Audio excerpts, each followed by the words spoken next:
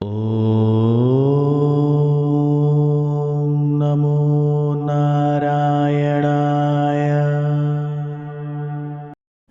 ஒரு சுதீனமாக இன்றைய தினம் நமக்கு ஒவ்வொரு நாளும் ஒவ்வொரு சரித்திரம் அப்படிங்கிற மாதிரி இன்றைய தினம் பூஜா வைபவம் அப்படிங்கிற தலைப்புல இன்னைக்கு ஒரு யதாசக்தி அனுபவிப்போம்.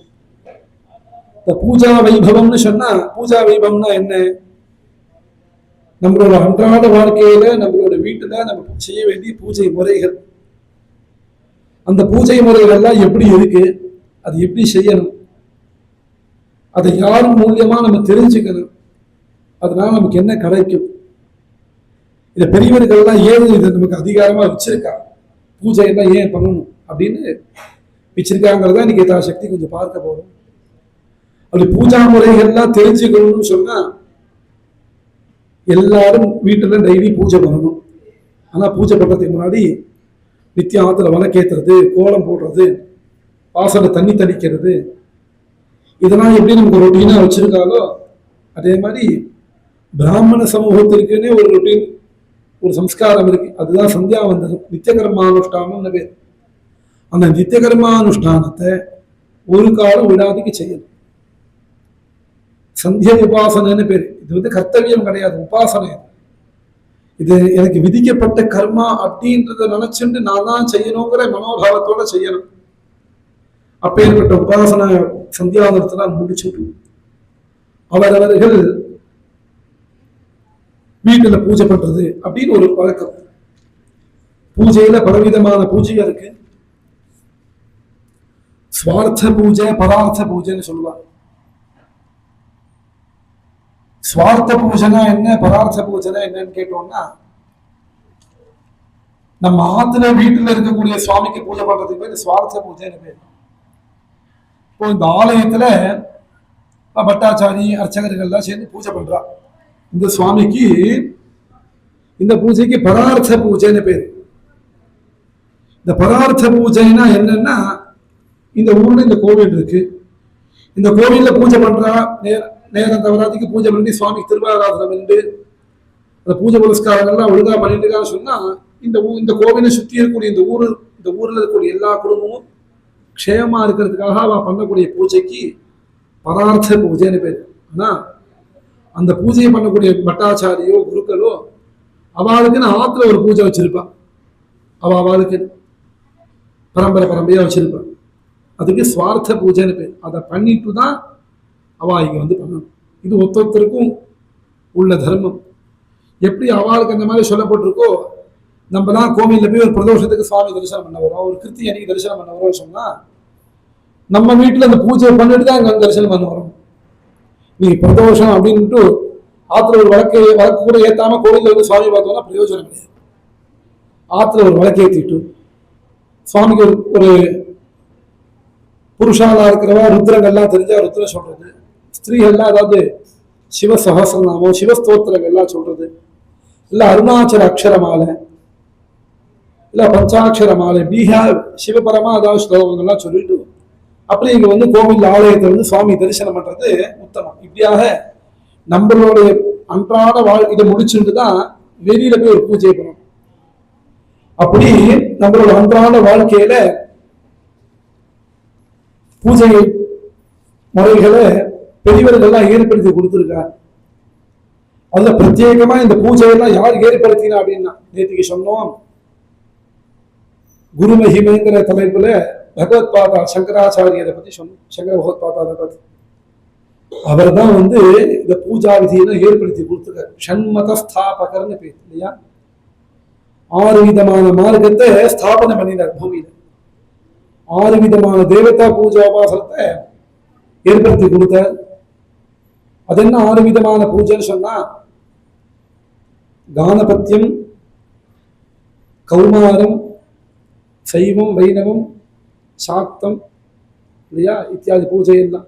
மகா கணபதியை பூஜை பண்றது, சூரியனை குறிச்சு பூஜை பண்றது, பரமேஸ்வரனை குறிச்சு பூஜை பண்றது, அம்பாளை குறிச்சு பூஜை பண்றது, மகாவிஷ்ணு குறிச்சு பூஜை பண்றது, சுப்பிரமணிய சுவாமி குறிச்சு பூஜை பண்றது. இந்த 6 மார்க்கம் தான் அவர் காண்பிச்சு கொடுத்தார். அப்போ இதை தவிர மற்ற தேவதையெல்லாம் பூஜை பண்ணக்கூடாதா அப்படின்னா இந்த 6க்குள்ளேயே எல்லாம் அடங்கிடும். இந்த லோகத்தை நீங்க எந்த தேவதையும் பூஜை பண்ணாலும் இந்த 6க்குள்ள அடங்கிடும். அதனாலதான் அவர் ஷண்மதம்னு 6 வச்சிருக்காரு. புள்ளியார பூஜை பண்ணீங்கன்னா உங்களுக்கு எந்த புள்ளியாரம் நீங்க இஷ்ட தெய்வமா வச்சிருந்தாலும் ஏதோ ஒரு விநாயகரை பூஜை பண்ணீங்கன்னா இல்ல அம்பால தான் பூஜை பண்ணி சொல்லியிருக்கு, எங்க ஊர்ல மாரியம்மன் இருக்கு, ஊர்ல கிராம தேவதை பிராரியம்மன் இருக்கு அப்படின்னா அதுவும் இந்த அம்பாள் பூஜையில தான் சேரும். இல்ல எங்க ஊர்ல சங்கரிகருக்கு இருக்கு, மாயாண்டி இருக்காரு, வீரபத்திர சுவாமி இருக்காருன்னு சொன்னா சிவ பூஜை விஷ்ணு பூஜை கூட தான் அது அடங்கும். இப்போ இவ்வளவு பூஜை பண்ண சுவாமி ஐயப்பனை பத்தி சொல்லல. இப்ப ஐயப்பனை பத்தி ஆச்சாரியால் சொல்லியிருக்காரா இல்லையான்னு கேட்டா ஐயப்ப பூஜை அவசியம் பண்ணலாம். ஒரு 6 தான் சொன்னார். ஐயப்பன் இங்க வரலையேன்னா ஐயப்பன் வந்து சிவ விஷ்ணுல சம்பந்தப்பட்டவர் தானே. அதனால சிவாராதனை பண்ணாலும் ஐயப்பனை போய் சேரும், விஷ்ணு ஆராதனை பண்ணாலும் ஐயப்பனை பேசும். இப்படியாக எந்த தேவதையை உபாசனை பண்ணினாலும் இந்த 6 தேவதை கூட தான் வந்துருக்கு. அதனால இந்த 6 மார்க்கத்தை அவ காண்பிச்சு கொடுத்தா. அதுல மகாகணபதி உபாசிக்கிறதுக்கு கானபத்தியம்னு ரொம்ப விஸ்தாரமா சொல்லியிருக்கா. மகாகணபதி உபாசனை பண்ணினோம்னு சொன்னா நமக்கு எல்லா காரியத்திலேருந்தும் விக்னங்கள்லாம் நீங்கி சௌக்கியங்கள் ஏற்படுது. மகாகணபதிக்கு என்ன பிரீத்தி அப்படின்னா ஒவ்வொரு தேவதைக்கு ஒரு பிரீத்திங்கிற மாதிரி மகாகணபதியை பூஜை பண்ணும்போது நிறைய நைவேத்தியம் கொடுக்கணும் சுவாமிக்கு. அவருக்கு அதுதான் இஷ்டம். ஏன்னா குழந்தை இல்லையா, நிறைய சாப்பிட்றதுக்கு தான் பிரியப்படுவோம். அப்போ அந்த மகாகணபதியை பூஜை பண்ணணும்னு சொன்னா நம்ம பண்ணக்கூடிய ஹோமம் பண்ணாலும் சரி, பூஜை பண்ணாலும் சரி, இந்த நைவேத்தியமா கொடுக்கும் போது நிறைய அவளுக்கு என்ன சௌரியமோ அந்த லெவலுக்கு சுவாமிக்கு வச்சு நைவேத்தியமோ அப்படி பண்ணோம்னா மகாகணபதி சந்தோஷப்பட்டு நமக்கு அனுகிரகம் பண்ணுவார். இப்படி கானபத்தியத்துக்கு அப்படி சொல்லி பரமேஸ்வரனை குறிச்சு பூஜை பண்றதுன்னா அப்படின்னா பரமேஸ்வரனுக்கு சிவன் வந்து அபிஷேக பிரியர் தான். குடங்குடமா தலையில போய் தீர்த்தத்தை விட்டுட்டோம்னா பரம சந்தோஷப்பட்டுவார். இப்போ குடங்குடமா தான் விட்டால சந்தோஷப்படுவார் அப்படிங்கிற ஏகம் ச வில்வம் சலீலஞ்ச கிஞ்சித். ஒரு வில்வம் யாவருக்குமாம் ஒரு பச்சிலைனார் இல்லையா, அவர் சிவனா விஷ்ணுவான்னு சொல்ல, யாவருக்குமா ஒரு பச்சிலைன்னு தான் சொன்ன. பச்சிலைன்னு சொன்னா வில்வமாவும் எடுத்துக்கலாம், துளசியாவும் எடுத்துக்கலாம் இல்லையா. இல்ல நான் மகாகணபதியா உபாசிக்கிறேன்னு சொன்னா அருகம்பெல்லா எடுத்துக்கலாம், சுப்பிரமணிய சுவாமி தான் உபாசிக்கிறேன்னா மறிக்குழந்தை எடுத்துக்கலாம் இல்லையா, அம்பால தான் உபாசிக்கிறேன்னா மனோரஞ்சித புஷ்பம் எடுத்துக்கலாம். யாவருக்குமா ஒரு பச்சிலை, ஏதோ ஒரு பச்சனையை கொண்டு சுவாமியை ஆராதனை பண்ணி, அதுவும் பிரத்யேகமா சிவனுக்கு சொல்லும்போது ஏகம் ச வில்வம் சலீலம் ச கிஞ்சித். ஒரு சொட்டு தீர்த்தத்தை சுவாமி தலையில விட்டுட்டு ஒரு வில்வத்தை கொண்டு வச்சுட்டோம்னு சொன்னா என்ன கொடுப்பாருன்னா அப்பவர்க்கம்னு சொல்லக்கூடிய மோட்சத்தையே கொடுத்துருவாரா பரமேஸ்வரன். எதுக்கு? ஒரு சொட்டு தீர்த்தத்துக்கும் ஒரு வில்வத்துக்கும். அப்படின்னு சொன்னா இன்றைய தினம் பிரதோஷம் செவ்வாய்க்கிழமை இன்னைக்கு நம்ம சுவாமி தரிசனம் பண்ணிட்டு இங்க வந்து உட்காந்து கேட்டுட்டு இருக்கோம்னா அதே நமக்கு பெரிய பாக்கியம் இல்லையா.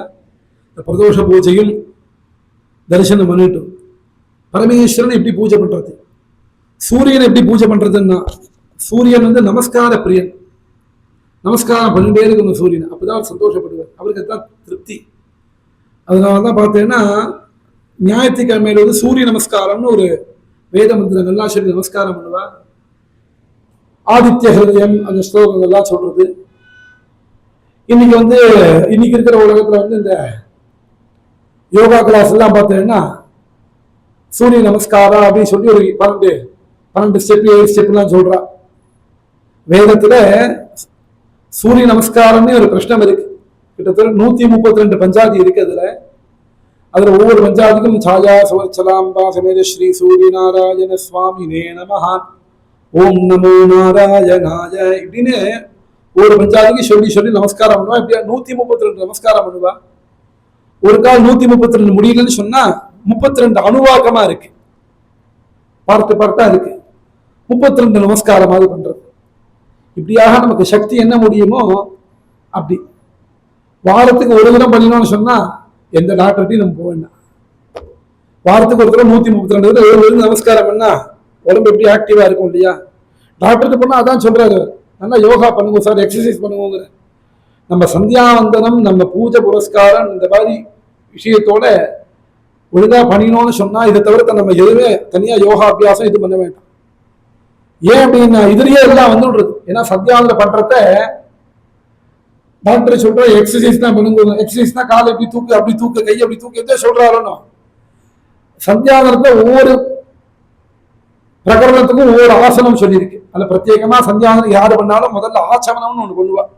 அச்சுதாய நமஹ ஆனந்தாய நமஹ ஆச்சமனம் பண்ணுவா. அந்த ஆச்சமனம் பண்றத உட்கார்ந்துக்கிறதுக்கு ஒரு ஆசனம் இருக்கு, அது குக்குட்டாசனம்னு பேர். குக்குட்டாசனம்னா சேவல் கோழி இருக்கு இல்லையா, கோழி எங்க உட்கார தன்னோட காலை வச்சு நிற்கும்.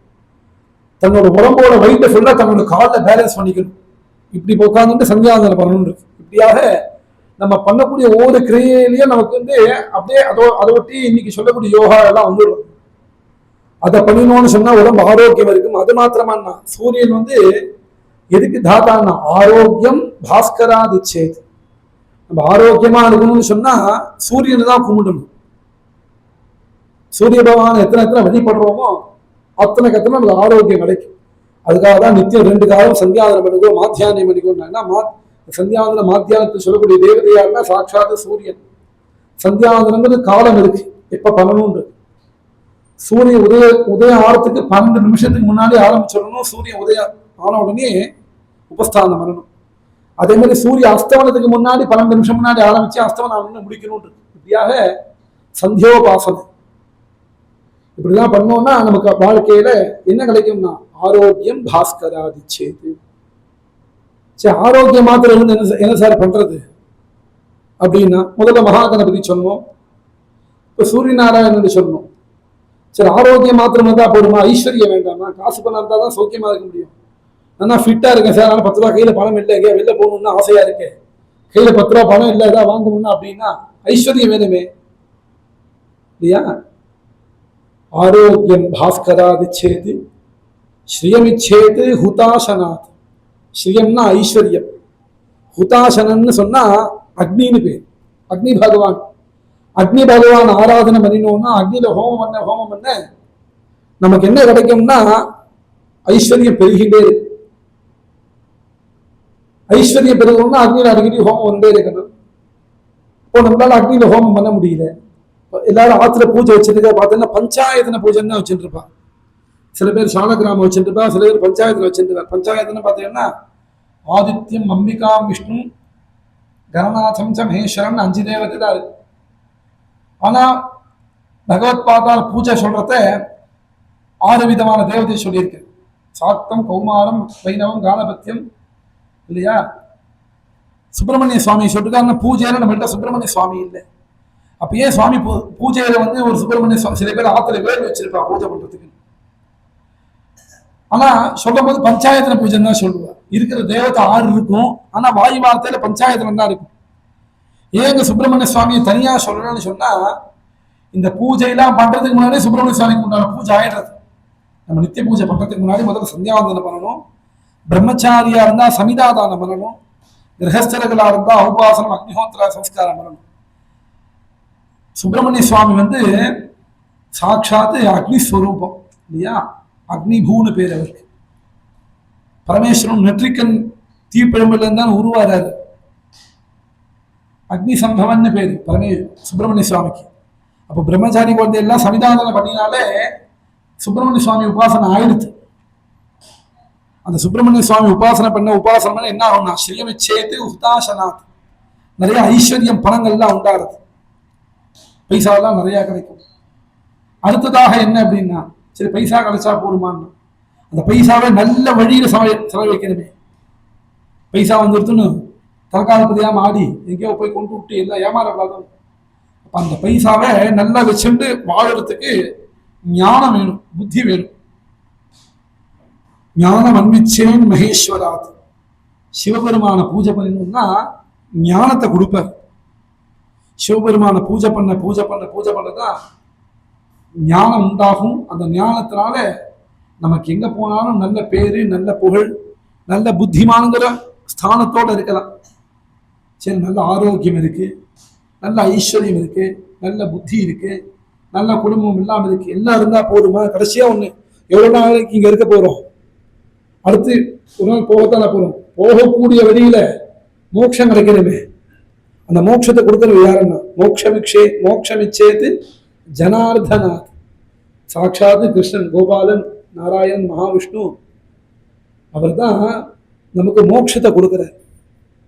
மோட்சம்னு சொன்னா என்னன்னா, இதோ நம்ம காலகதி அடைஞ்ச உடனே நமக்கு நல்ல ஸ்தானத்தை கொடுக்கறது பேர் மாத்திரம் மோட்சம் இல்லை. இருக்கக்கூடிய காலத்திலே பேரும் புகழோட வாழ வைக்கிறதும் அவர் தான். பேரும் புகழோடையும் வாழ வைக்கிறது யாருன்னா ஜனார்தனாது. இப்படியாக இந்த தேவதையெல்லாம் உபாசனை பண்ணி ஒவ்வொரு மனிதர்களும் அவரவர்கள் அன்றாட தன்னோட வாழ்க்கையில யதாசக்தி பூஜை பண்ணி நல்ல கதி அடையணுங்கிறது பெரியவாருடைய வார்த்தை. இந்த தேவதையை பூஜை பண்ணணும்னு சொல்லினா யதேயா தேவதா பூஜாக பிராதர ஹோமாத்யனந்தரம் ஆதித்யம் அம்பிகாம் விஷ்ணும் கணநாதஞ்ச மகேஸ்வரம் அப்படின்னு இந்த தேவதையை பூஜை பண்ண சொல்லியிருக்கு. போராதிக்கு பஞ்சஜக்ய பரோநித்யம் கிரகஸ்தா பஞ்சபூஜையேத்து.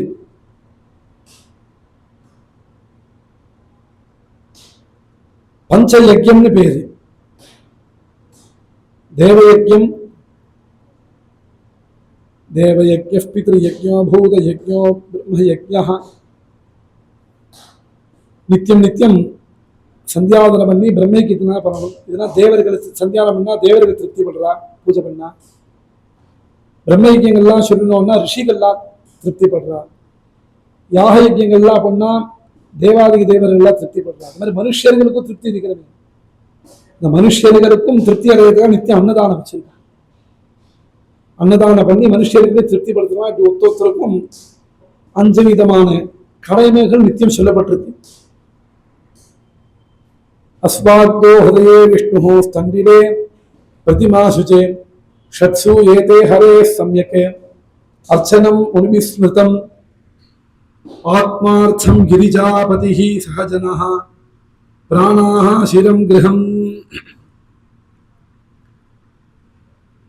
தேவதைகளை பூஜை பண்ணணும்னு சொன்னா தேவதைகளை எப்படி வச்சுக்கிறது? முதல்ல விக்கிரகமா வச்சுக்கலாம், பட்டமா வச்சுக்கலாம், யந்திரமா வச்சுக்கலாம், பட்டமா வச்சுக்கலாம். அப்படின்னு பல விதமா இருக்கு. விக்கிரகம்னா நமக்கு தெரியல அச்சாவதார மூர்த்தியா இருக்கு. பட்டம்னா தெரியறது எங்க சுவாமி எங்களுக்கு சித்திரப்படமா வச்சுட்டு இருக்கா. பட்டம்னா என்ன அப்படின்னா, இந்த கோவில்ல பிரம்மோத்சவத்து கொடியேத்துறா இல்லையா, அதுக்கு பேர் பட்டம்னு பேரு. அப்படி கொடி ரூபமாவும் வரைஞ்சு கூட வச்சுட்டு பூஜை பண்ணலாம். அப்படியும் பூஜை பண்ணலாம். இல்ல யந்திரமா அந்தந்த தேவதைக்கு உண்டான பீஜாட்சரத்தை கொண்டு வெள்ளியிலையோ தங்கத்திலேயோ இல்ல பஞ்சலோகத்தான இதுல நிறைய பேர் இந்த யந்திரம் வச்சிருப்பா. அது டை மாதிரி போட்டு வச்சுட்டு அதை பூஜையில் வச்சிருப்பா. இப்படிலாம் வச்சுக்கலாம். இல்ல இதெல்லாம் முடியலன்னா கூட மானசீக பூஜைன்னு உண்டு. சில பேருக்கு எல்லாம் பண்ணணும்னு என்ன இருக்கும், ஆனா வசதி வாய்ப்பு இருக்காது. சில பேருக்கு வசதி வாய்ப்பு இருக்கும், பண்றதுக்கு சிரத்தை இருக்காது. சில பேருக்கு ரெண்டும் இருக்கும், உடம்பு ஒத்துழைக்காது. அப்போ அவாவாளுக்கு ஏத்த மாதிரி பூஜையை விட்டுடாத, உனக்கு சௌரியமா எப்படி இருக்கோ அப்படி பண்ணிவிட்டா. அக்னியிலே வச்சு பூஜை பண்ணல. அக்னி சர்வா தேவதா ஆஹா ஆபோ வை சர்வா தேவதா ஆஹா பிராமணோ வை சர்வா தேவதா ஆஹா.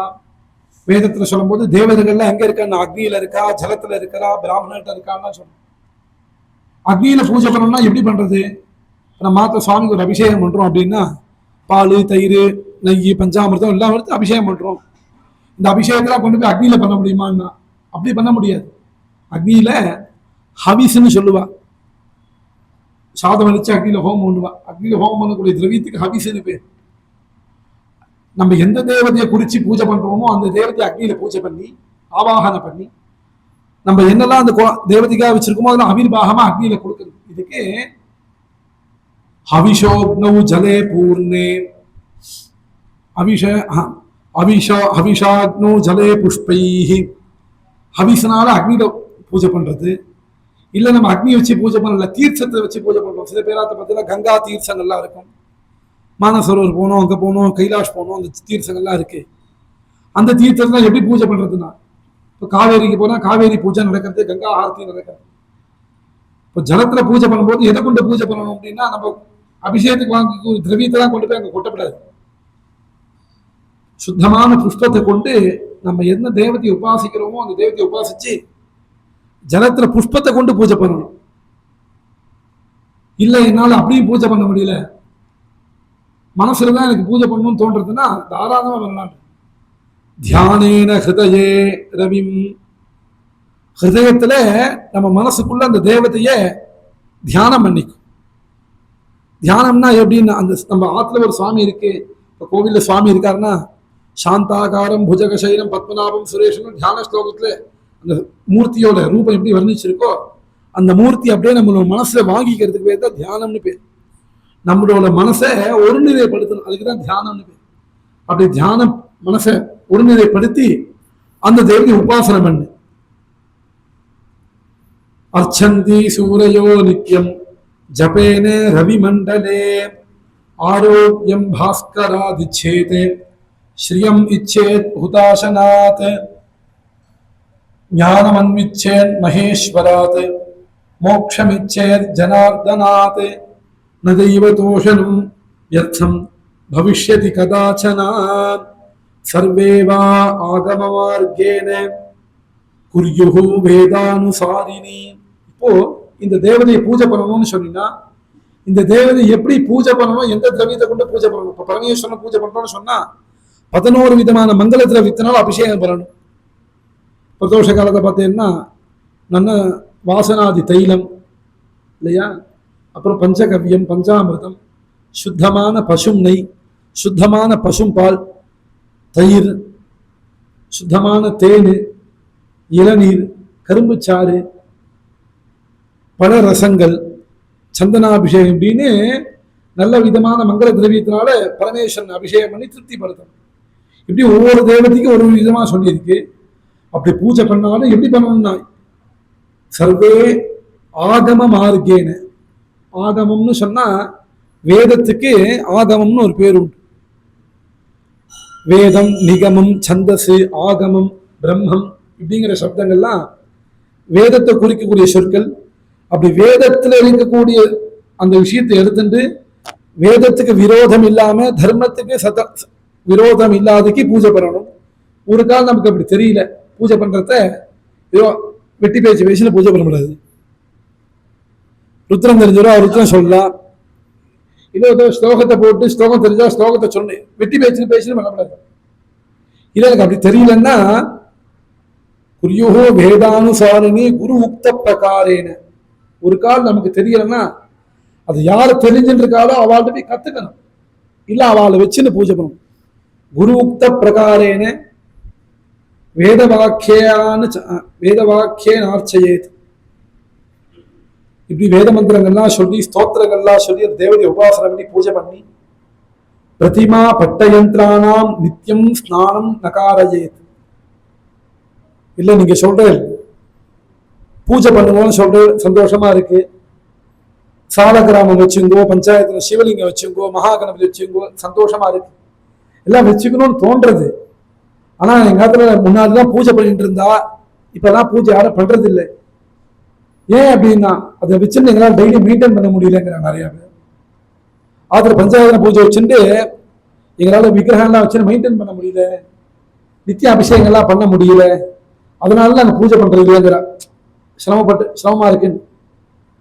அப்போ சாஸ்திரம் சொல்லிட்டு நீ அப்படி சிரமம் பண்ணவே வேண்டாம், இந்த தேவதையெல்லாம் அச்சாவதாரமா வச்சுட்டு சொன்னா அதை நித்தியம் அபிஷேகம் பண்ணி தான் பூஜை பண்ணணும் கிடையாது. ஒரு வெத்தலைப்பாக்க வச்சு நைவேத்தியம் பண்ணி ஒரு தீபாரம் பண்ணாலும் அது பூஜை தான். பிரதிமா பட்டயந்திரானாம் நித்தியம் ஸ்நானம் நகாரயேத். பிரதிமைன்னு சொன்னா அந்த பிரதிமைக்குரிய விக்கிரகங்கள்லாம் வந்துடும். இந்த பஞ்சாயத்துல வச்சிருக்கவா மாத்திரம் தான் நித்திய ஆராதனை பண்ணிட்டு இருப்பாங்க. பஞ்சாயத்துங்கிறது அரூபமா இருக்கும், ஒரு மகா கணபதி, ஒரு சூரியன், ஒரு சிவலிங்கம், ஒரு அம்பாள், ஒரு மகாவிஷ்ணு, இப்படி அரூபமா இருக்கும், ரூபம் இருக்காது. அப்படி அரூபமா இருக்கக்கூடிய தேவதையை வச்சிருக்கவா மாத்திரம் நித்திய பூஜை பண்ணிட்டு இருப்பாங்க. ரூப அவயவத்தோடு இருக்கக்கூடிய விக்கிரகங்கள் ஆத்துல வச்சிருந்தோம்னா நித்தியம் பூஜை பண்ணணுங்கிறது நிர்பந்தம் கிடையாது. அது நான் சொல்லல, சாஸ்திரமே சொல்றது. ஏன்னா அது நித்தியம் அந்த ஒவ்வொரு நாளைக்கு அந்த வஸ்திரத்தெல்லாம் கட்டியே அதுக்கு புது வஸ்திரம் சாத்தி ஆத்துல வச்சுக்கிறது சௌரியப்படுமான்னு தெரியாது. அதனால என்ன சொல்லிட்டா பிரதிமா பட்டயந்திரானாம் நித்தியம் ஸ்நானம் நகாரயேத். அது நித்தியம் அபிஷேகம் பண்ண வேண்டாம். அபிஷேகமே பண்ண வேண்டாமான்னு அப்படி கிடையாது. அபிஷேகத்துக்கு சில காலங்கள் ஏற்படுத்தியிருக்காங்க. காரயேத்து பருவ திவசே யதாமல நிவாரணம். பருவ காலம்னு சொல்லுவா. அமாவாசை, பௌர்ணமி, மாச பிறப்பு, அஷ்டமி, ஏகாதசி, இந்த மாதிரி திதிக்கெல்லாம் பருவ காலம்னு பேரு. அந்த மாதிரி பருவ காலத்துல அன்னைக்கு மாத்திரமா அந்த சுவாமியெல்லாம் வச்சு நித்திய பூஜாங்கள்லாம் பண்ணுது. சாலக்கிராம சிலாயஸ்து நச்சசம் புரோக்ஷணம் ஸ்மிருதம் அப்பிரதிஷ்டா விதா திவ்ய நச்சைவ துவான்ஹாதிகம்.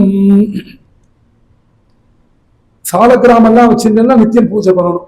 ஏன்னா இதெல்லாம் அரூபமா இருக்கு.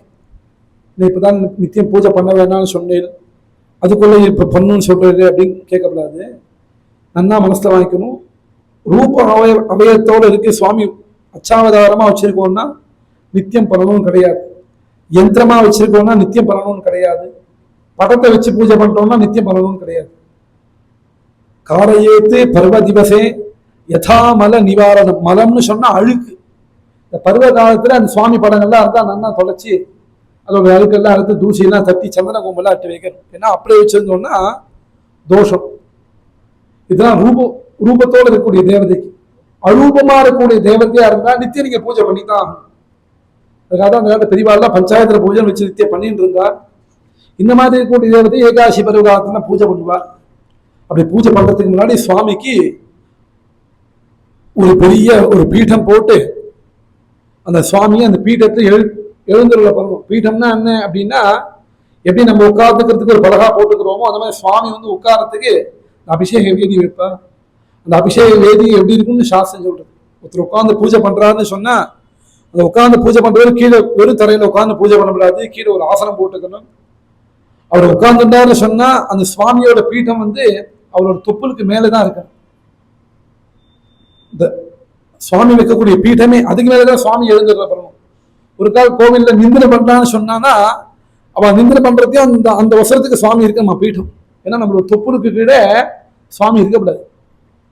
அந்த மாதிரி ஒரு ஆசனம் போட்டு அந்த பீடத்தை போட்டு அந்த பீடத்துல அந்த சுவாமி ஆவாகனம் பண்ணணும். நம்ம என்ன தேவதை வச்சிருக்கோமோ அந்த தேவதையை ஆவாகனம் பண்ணி வர வைக்கணும். ஆவாகனம்னா வர வைக்கிறது. வர வைச்ச தேவதைக்கு முதல்ல ஒரு ஆசனத்தை கொடுக்கணும்.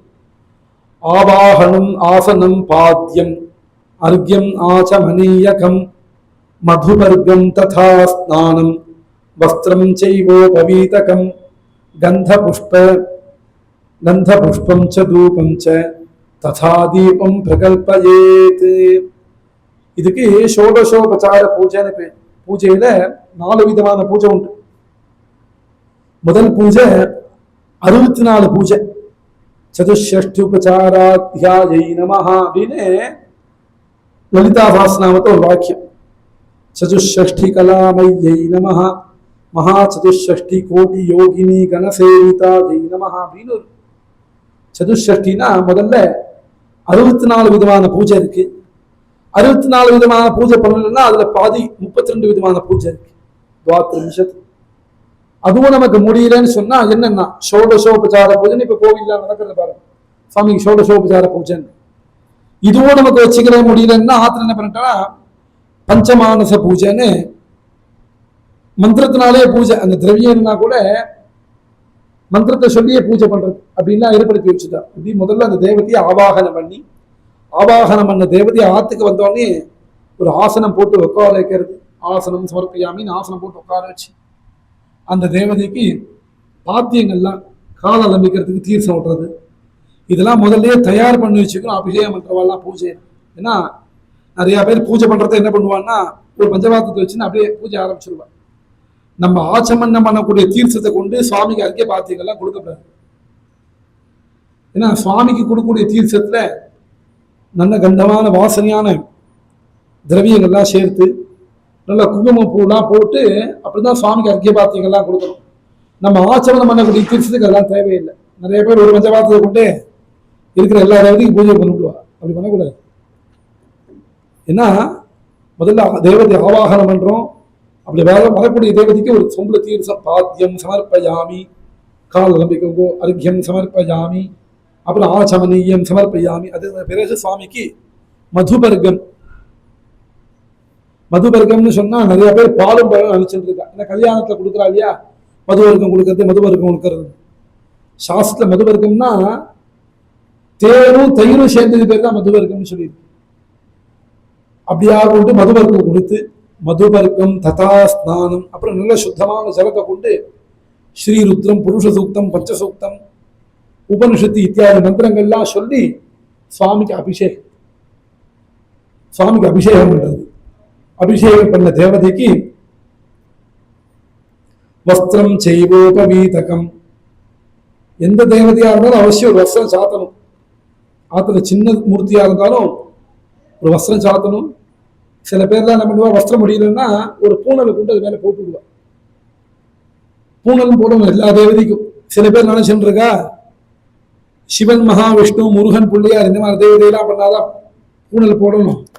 அம்பாளுக்கு மகாலட்சுமிக்கெல்லாம் பூஜை பண்ணா பூனெல்லாம் சாத்த வேண்டாம் நினைச்சிட்டு இருக்கான். அம்பாளுக்கும் உண்டு, மகாலட்சுமி ஸ்திரீ தேவதைகளுக்கும் யஜ்ஞம் உபவீதம் சமர்ப்பயாமின்னு மந்திரம் சொல்லி சேர்க்கணும். எல்லா தேவதைக்கும் வஸ்திரம் உண்டு, உபவீதம் உண்டு, அதை அவசியம் சேர்க்கணும். அவாவா சௌரியத்துக்கு ஏற்ற மாதிரி பட்டு வஸ்திரமோ இல்லை ஒரு பிள்ளையார் துண்டாவது வாங்கி சுவாமிக்கு சமர்ப்பிக்கணும் இல்லையா.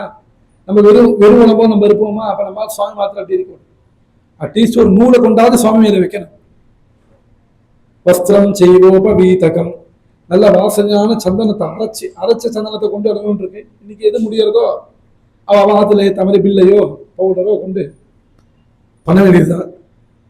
கந்தம் புஷ்பம் ச தூபம் ச.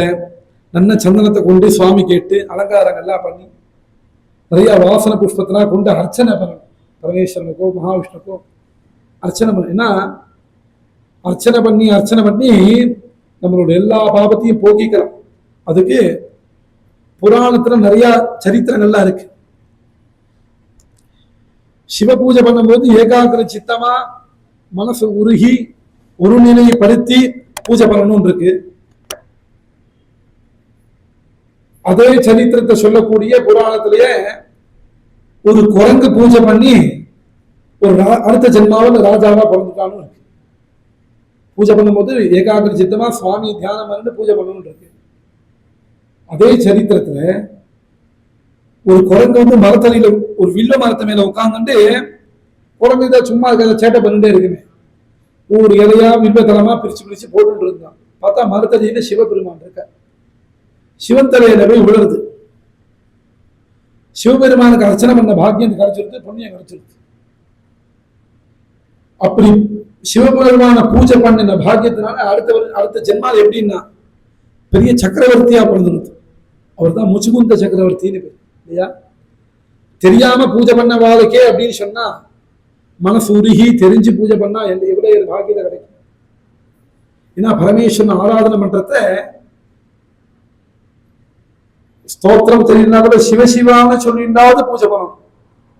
எத்வக்ஷரம் நாம கிரேரிதம் நாம் சகிருத் பிரசங்காது அகம் ஆசுஹந்தி தத்.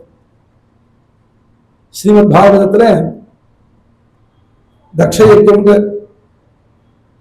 சரித்திரம் வரும்போது, தாக்ஷாயணி சரித்திரம் வரும்போது இந்த ஸ்லோகம் தக்ஷன் வந்து அவரோட மாப்பிள்ள தான் பரமேஸ்வரன். இருந்தாலும் இவரோட லெவலுக்கு அவர் இல்லைன்னு சொல்லி அவர் ரொம்ப உதாசீனப்படுத்திட்டார். இப்ப இன்னைக்கு லோகத்தில் நடக்கக்கூடிய விஷயத்தான் சிலதெல்லாம் பார்த்தா புராணத்தில் நடந்த விஷயமா இருக்கு. என்னுடைய லெவலுக்கு ஏற்ற மாதிரி மாப்பிள்ளை வேணும் எதிர்பார்க்கிறாங்கிறா. இது அந்த காலத்திலே நடந்திருக்கு. தக்ஷ பிரஜாபதி அப்படித்தானே பண்ணினா. பரமேஸ்வரனை தூஷிச்சான். நீ யாருடா ஒரு மாத்தோலை உடுத்துன்னு சுடுகாட்டை உட்காந்து ஆழ்ந்துக்க பையன் அப்படின்ட்டு. சுடுகாட்டுல புணங்கள்லாம் எரிஞ்சுட்டு இருக்கு. பிரேதத்துக்கு நடுவுல அந்த சாம்பலை மேல பூசிட்டு ஆடிட்டு இருக்கேன். இப்பேற்பட்ட தத்துவம் அது.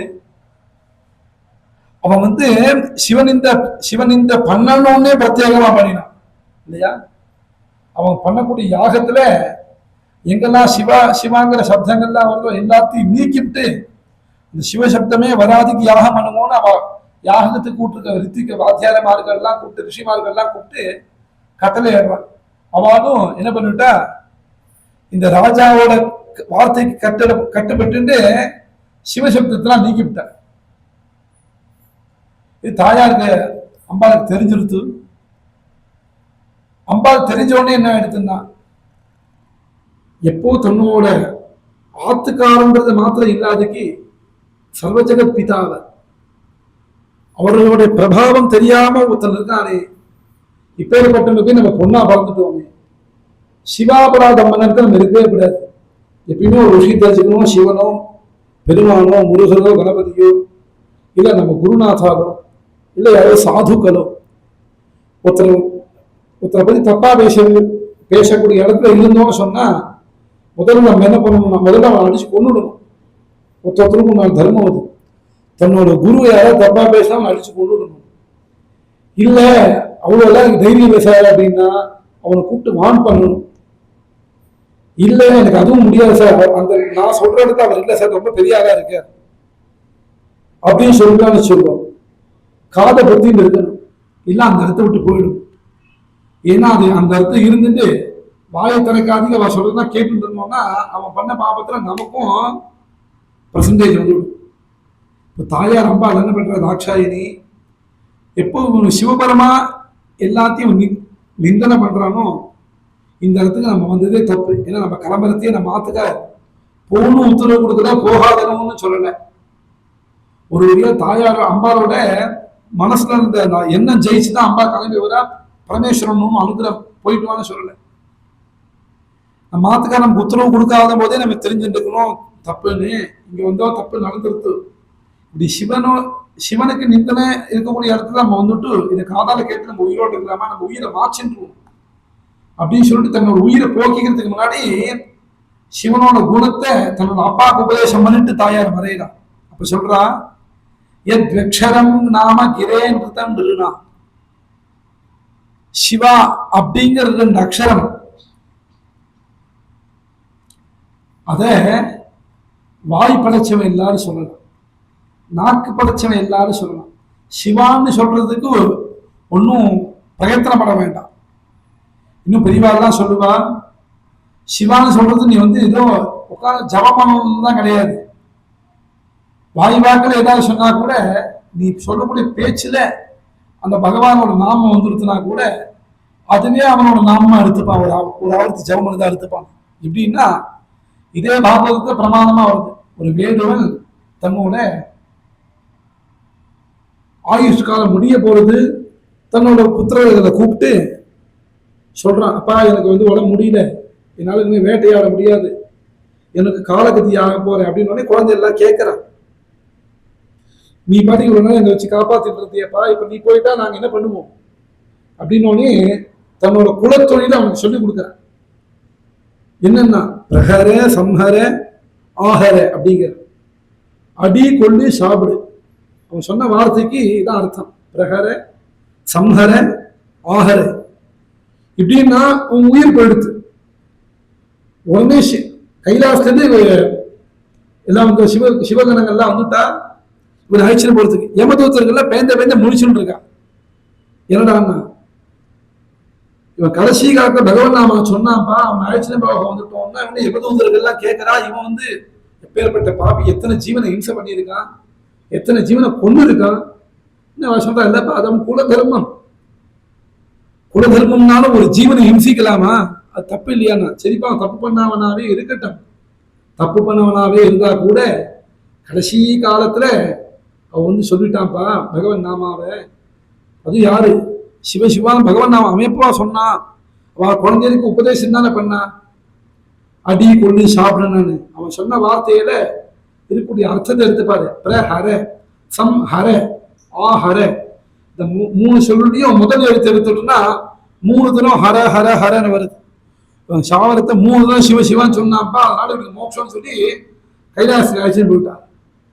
இன்னும் கேட்டா இது நன்னா இருக்கே, இது நன்னா இருக்கே சுவாமி, ஊர் ஃபுல்லா கொள்ளடிக்கிறது கொலை பண்றது இருக்கிற ஜீவன்லாம் ஹிம்சை பண்ணிட்டு கடைசி காலத்துல இவன் சொன்னான்னா நீ கூட்டு போயிட்டே இது நன்னா இருக்கே அப்படின்னா எல்லாரும் கரையேற மாட்டாளா.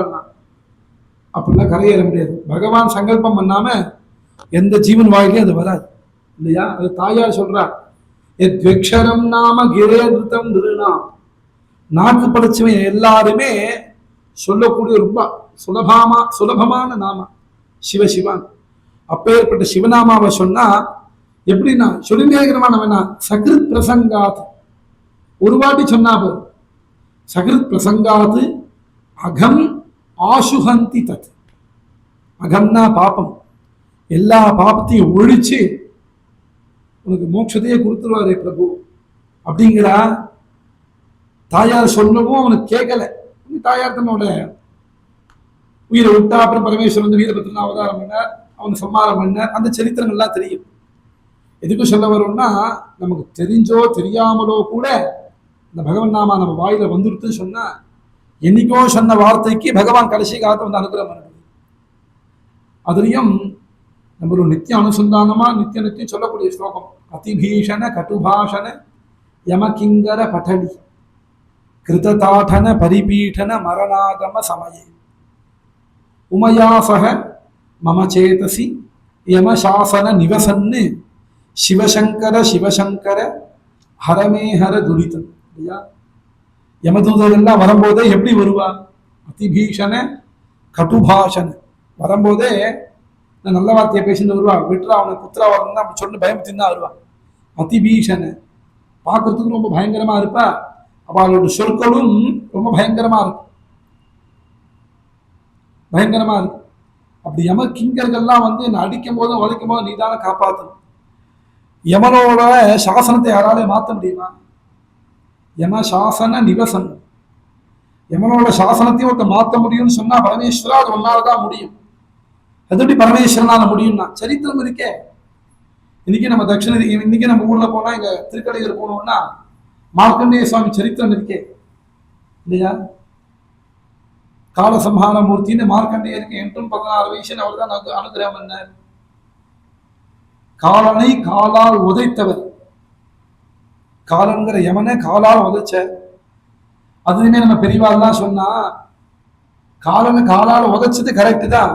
ஆனா காலால் உதைச்சது பரமேஸ்வரன் பார்வதி தேவி தான். ஏன் பார்வதி தேவி தான்? ஆனா அவர் தான் பார்த்து உடம்பு கொடுத்துட்டாரு தாயாருக்கு. யமன் வந்து தன்னுடைய சிவன் வந்து தன்னுடைய இடது காலால தான் உதைச்சார். வாமபாகம் ஃபுல்லா தாயாரோடது தான். அதனால உங்களுக்கு ஒன்றும் இது கிடையாது, என்னோட அம்மா தான் என்னை காப்பாத்தினான்னு ஒரு வார்த்தைக்கு சொல்லுவா பெரியவானா. காலனை காலால் உதைத்தவர் யாருன்னா யமசாசன நிவசன். யமனோட கட்டளையும் ஒருத்தரால மாற்ற முடியும்னா அது பரமேஸ்வரனால தான் முடியும். அப்பேற்பட்ட பரமேஸ்வரனை ஆராதிச்சுட்டுன்னு சொன்னா உனக்கு யமபயமே கிடையாது. யமபயம் கிடையவே கிடையாது. கோட்டையோ பிரம்மஹத்யானாம் அகம்யாகம கோட்டையா சத்ய பிரளயமாயாந்தி மகாதேவேதி கீர்த்தனாத். கோடி பிரம்மஹத்தி தோஷத்தையும் போக்கக்கூடிய ஒரு சாதனம்னு சொன்னா மகாதேவ நாமா நமசிவாயங்கிற பஞ்சாட்சரம். நானா நமசிவாயங்கிற பஞ்சாட்சர சொல்லணும்னா அது ஒரு குருமுகமா உபதேசம் வாங்கிட்டு. இல்ல எனக்கு ஒரு குரு கிட்ட உபதேசம் வாங்கலன்னு சொன்னா அதுதான் பெரியவாதான் என்ன பண்ணா, குரு கிட்ட உபதேசம் வாங்காதோ அது எப்படி உபயோகப்படுத்துனா சிவாய நமகான்னு சொல்லணும். நமசிவாயங்கிற பஞ்சாட்சரம் குருமுகமா வாங்கிக்கணும். ஒரு கால் நான் குருமுகமா வாங்கலன்னா சிவாய நமகான்னு சொல்லணும். நமசிவாயன்னு சொன்னா என்ன பலனோ அதே பலன் தான் சிவாய நமகான்னு சொன்னா. சிவாய நமகான்றது நாம, நமசிவாயங்கிறது மந்திரம் இல்லையா? நமசிவாயங்கிறது மந்திரம். மந்திரத்தை ஒரு குருமுகமா உபதேசம் வாங்கிக்கணும். பகவான் நாமா சொல்றதுக்கு யாருக்கும் உபதேசம் வாங்க வேண்டாம். வாங்கியிருக்கிறவன் பேச தெரிஞ்சவன் எல்லாம் சொல்லணும். அப்போ அந்த பகவான் நாமா பரமேஸ்வர நாமா என்ன பண்றதா கோட்டி பிரம்மஹத்தி தோஷத்தையும் போக்கிடும். கோட்டையோ பிரம்மஹத்யானாம் அகம்யாகம கோட்டையா. சேரக்கூடாத ஸ்திரீகளோட சேர்ந்த தோஷத்தையும் போக்கும். சத்ய பிரளயமாயாந்தி மகாதேவேதி கீர்த்தனாத். மகாதேவ மகாதேவ மகாதேவே பிரியம் துவனி வைவஸ்வத மகாராஜா மௌலி சங்குட்டன துவனி. மகாதேவ மகாதேவ மகாதேவே பிரியம் துவனி. இந்த மகாதேவான்னு நம்ம அறியாம ஒரு வாட்டி சொல்லிட்டோம்னா இந்த சப்தம் இருக்கு பார்த்தீங்களா, இந்த சப்தம் என்ன பண்றது நேரா வைவஸ்வத தேசம் போறது. வைவஸ்வதம்னு சொன்னா யமலோகம். அந்த லோகத்துக்கு ஒரு ராஜா இருக்காரு. யாரு? யமதர்மராஜா. அந்த யமதர்மராஜா தலையில போய் மௌனிசம் குட்டன துவனி அந்த நாம போய் கொட்டுறது அவர் தலையில. எதுக்குன்னா இந்த ஜீவன் மகாதேவான வாயை திறந்து சொல்லிவிட்டா இனிமே உன்னோட கிங்கர்களை அவனோட விஷயமா நீ அனுப்பக்கூடாது.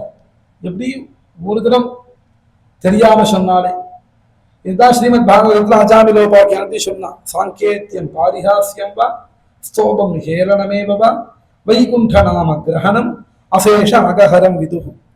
பகவன் நாமாவை எப்படி வேணா சொல்லலாம், சங்கீதமா சொல்லலாம், பரிகாசமா. என்ன சார் இது எப்ப பார்த்தாலும் கோயிந்தா கோயிந்தா சொல்லிட்டு இருக்காங்க, அப்படி சொல்றதால உண்டே லோகத்துல இல்லையா? எவ்வளவுதான் கோயிந்தா கோயிந்தா சொல்லிட்டே இருக்கான் அப்படின்னா அப்படி சொல்றோம். அப்படி சொன்னாலும் நம்மளை கிண்டல் பண்ற மார்க்கத்தை சொல்றவனோட பாபமும் போயிடுத்துக்கல. நம்மளை கிண்டல் பண்றதுக்காக ஒருத்தன் சொன்னான், அவனோட பாபம் போயிடுது. எப்படி போயிடுதுன்னா சாங்கேத்தியம் பாரிஹாசியமா, பரிகாசமா சொன்னவனுக்கும் போயிடுது. ஸ்தோபம் ஹேரணமேவா வைகுண்ட நாம கிரகணம். வைகுண்டநாதனோட நாமத்தை கிரகணம்னா பிடிச்சுக்கிறதுன்னு பிடிச்சுட்டோன்னு சொன்னா என்னன்னா அசேஷ அகஹரம் விதுகு. அகம்னா பாபம், எல்லா பாபத்தையும் போகிறோம். எல்லா பாபம்னா என்ன பாபம்னா பிரம்மஹனன சுராபான ஸ்வர்ணஸ்தேய குரு தல்பகமன தது சம்சாரிக்க பஞ்ச மகாபாதகானாம். சில பாபத்துக்கு சில பிராயசித்தங்கள்லாம் சொல்லியிருக்கு, சில பாபங்கள்லாம் மகாபாதகம்னு இருக்கு. அந்த மகாபாதத்துக்கு பிராயசித்தம் நமசிவாயங்கிற பஞ்சாட்சரம் தான். பிரம்மஹனம்னு பேரு. பிரம்மத்தை நிந்திச்சோம்னா பிரம்மஹத்தி தோஷம் முடிச்சோம். பிரம்மம்னா என்னன்னா வேதம் தான். வேதத்தை கேலி பண்ணி பேசுறது, வேதம் படிச்சவாறு கிண்டலா பேசுறது, இதெல்லாம் பிராமணனை கொலை பண்றதுக்கு சமமான பாவம். இதுக்கு பிரம்ம நிந்தனைன்னு பேரு. இந்த பாவத்துக்கெல்லாம் பிராயசித்தம்னா பெருசா பிராயசித்தே கிடையாது. ஆனா மகான்கள்லாம் பாருங்க எப்பேர் கருணப்பட்டு நமக்கு ஒரு வாய்ப்பு ஏற்படுத்தி கொடுத்துருக்காங்க. பிரம்மஹனனை, பிரம்மத்தை நிந்திக்கிறது, சுராபானம், சில பானங்கள்லாம் குடிக்கப்படாது. அதை பத்தி மேற்கொண்டு சொல்ல விரும்பல. ஸ்வர்ணஸ்தேய, திருடனுக்கு திருடுறதே ஒரு தொழில் தான். அதையும் தங்கத்தை திருடுறதே சாஸ்திரம். தங்கத்தை இருக்க பொருளையே ரொம்ப பாபமான ரொம்ப உத்தமமான பொருளோ தான். அந்த பொருளை திருடினா மகாபாபம் வரக்கூடிய பொருளும் ஒண்ணுதான். அது என்ன? சொர்ணம் இல்லையா? ஸ்வர்ணஸ்தேய, இது மூணாவது பாபம். நாலாவது குரு தல்ப கமன, குருஸ்தானத்தில் இருக்கிற குருமார்களுடைய பத்னிகிட்ட, குரு பத்னி கிட்ட தப்பான கண்ணோட்டத்தில் இருக்கக்கூடாது. இந்த 4 பாப்பம் நாங்கள் பண்றது இல்லை சார், இப்படி நம்மளாம் நினைச்சு இதான் எங்க அத்தை பிரிவால அங்க இப்பெல்லாம் சொல்லி கொடுத்துருக்கா. எல்லாரையும் தெய்வமா பார்க்கணும், குருவை தெய்வமா பார்க்கணும், குரு பத்னியும் அம்மாவா பார்க்கணும். இன்னொருத்தரோட பொருள் நம்ம திருட விடான்னு சொல்லி கொடுத்துருக்கா. வேதம் படிச்சவாயோ வேதத்தையும் நிந்திக்க கூடாதுன்னு சொல்லியிருக்கா. மதுபானங்கள்லாம் சாப்பிடலாம் இதெல்லாம் நாங்கள் பண்றது இல்லை சார், அதனால இந்த பாப்பங்கள்லாம் எங்களுக்கு கிடையாது அப்படின்னு நம்மளாம் நினைச்சிட்டு இருக்கோம் இல்லையா? இது வரைக்கும் 4 பாப்பம் சொன்னேன். இதுல 5ஆவதா ஒரு சேரு. பஞ்ச மகாபாதகம்னு 5 வரணுமே, 5ஆவதா இதுல ஒண்ணு சேருது. என்ன அப்படின்னா இந்த 4 பாவம் நீ பண்ண வேண்டாம். இந்த பாபம் பண்றவனோட கை கொடுத்து ஃப்ரெண்ட்ஷிப் வச்சுட்டு இருக்கோம் இல்லையா? இந்த பாபம் பண்றவனோட கை கொடுத்து நீ ஃப்ரெண்ட்ஷிப் வச்சிருந்தாலே அவன் பண்ண பாபத்துல உனக்கு பங்கு உண்டு. தத்து சம்சர்காக்கியம்னு பேர். சம்சர்க்க தோஷம்னு சொல்லுவாங்க. அதாவது நம்ம யாரோட போய் கூட்டு சேரணும் இருக்கு, யாரோட போய் கூட்டு சேரணும் இருக்கு. அதுக்குதான் சத் சங்கம்னு பெரியவாக ஏற்படுத்துறார். சங்கம்னாலே சேர்க்க. அது சத் சங்கமா துசங்கமாங்கிறது நம்ம தான் தீர்மானம் பண்ணிக்கணும். சத் சங்கத்தை சேர்ந்தோம்னா நல்ல விஷயத்தெல்லாம் அனுபவிக்கலாம், துசங்கத்தை செஞ்சோம்னா அந்த உண்டான விஷயத்தை அனுபவிக்கிறான். நம்ம யாரோட போய் சேர்ந்து ஆசிரியக்கிறோம் இருக்கு. இன்னும் புரியுற மாதிரி சொல்லணும்னா ஒரு நல்ல மனுஷால போய் ஆசிரியச்சோம்னா அவளுக்கு கிடைக்கக்கூடிய பொருள்லாம், அவளுக்கு கிடைக்கக்கூடிய பேரு புகழ்லாம் நமக்கும் கிடைக்கும். சிவபுராணத்துல ஒரு சரித்திரம் உண்டு. பரமேஸ்வரன் தன்னோட பக்தர் ஒருத்தருக்கு குதிரை அனுப்பி நீ கைலாசத்துக்கு கிளம்புவான்னு அனுப்பிச்சுட்டார். அந்த பக்தரோட ஒரு ராஜா இருந்தார், அவரு கூடவே போயிட்டார் இன்னொரு குதிரையில கைலாசத்துக்கு. பரமேஸ்வரன் அமிச்சது என்னமோ இவரை தான் வர சொல்லி, ஆனா அவர் கூட இன்னொரு ராஜாவும் அவரோட ஃப்ரெண்டு கிளம்பி போயிட்டார். இது எப்படின்னா நம்ம யார் கூட சேர்க்க வச்சிருக்கோமோ அவளுக்கு கிடைக்கக்கூடிய சௌக்கியங்கள்லாம் நம்ம கிடைக்கும். இன்னைக்கு புரியுற மாதிரி சொல்லணும்னா யாருக்கா ஓட்டு போட்டு மினிஸ்டர் ஆகணும்னு வச்சுருக்கோம், மினிஸ்டர் போற விவிஐபி டிக்கெட்லயே வந்து வேலை பார்க்குற 4 பேரும் போறான். ஓட்டு போட்டு தினமும் ஒருத்தருக்கு போறது என்னமோ 5 பேர் போறா இல்லையா? அப்போ நம்ம யார்கிட்ட இருக்கோங்கிறது பொறுத்து இருக்கு, எந்த பொசிஷன்ல யாரோட ஸ்தானத்தை ஆசிரியிச்சிருக்கோம் இருக்கு. அந்த மாதிரி இந்த 4 பாபமும் நம்ம பண்ணலன்னா கூட இந்த பாபத்தை யார் யாரா பண்ணினான்னு சொன்னா அந்த பாபத்தை பண்றவனோட நமக்கும் பங்கு வந்துடுமா. சில பேர் சொல்லுவான், ஏய் அந்த கடையை போய் எனக்கா வாங்கிட்டு வரக்கூடாதா அப்படின்வான். இல்லப்பா நான் சாப்பிட மாட்டேன்ப்பா அப்படின்னா, நீ சாப்பிட வேணாண்டா எனக்கா வாங்கிட்டு வாங்கடா அப்படின்வான். சரி ஃப்ரெண்ட்ஷிப்ங்கிற தோஷத்துக்கு பழகிற தோஷத்துக்கு வாங்கி கொடுத்தோம்னு சொல்லுவோம். நம்ம சாப்பிட போறது இல்லை, அவனுக்கு வாங்கி கொடுக்குறோம்னா அந்த பாபம் நம்ம தலைவர் வந்துடும். இதுதான் மகாபாதகம்னு பேர். இந்த மகாபாதங்களையும் போக்குறது என்ன? நமசிவாயங்கிற பஞ்சாட்சரம். அப்பேற்பட்ட பஞ்சாட்சரத்தை நம்மளோட நித்திய திருவாராதனத்தை நித்திய பூஜையில பெரியவாள்லாம் ஏற்படுத்தி வச்சிருக்கோம். எப்படி ஏற்படுத்தினா அப்படின்னா ஸ்ரீருத்ரங்கிற பிரஷ்னம். இந்த ஸ்ரீருத்ரத்துல பிரத்யேகமா நமசோமாயச்ச அப்படிங்கிற ஒரு அனுபாகம் நேற்றுக்கு சொன்னோம் இல்லையா?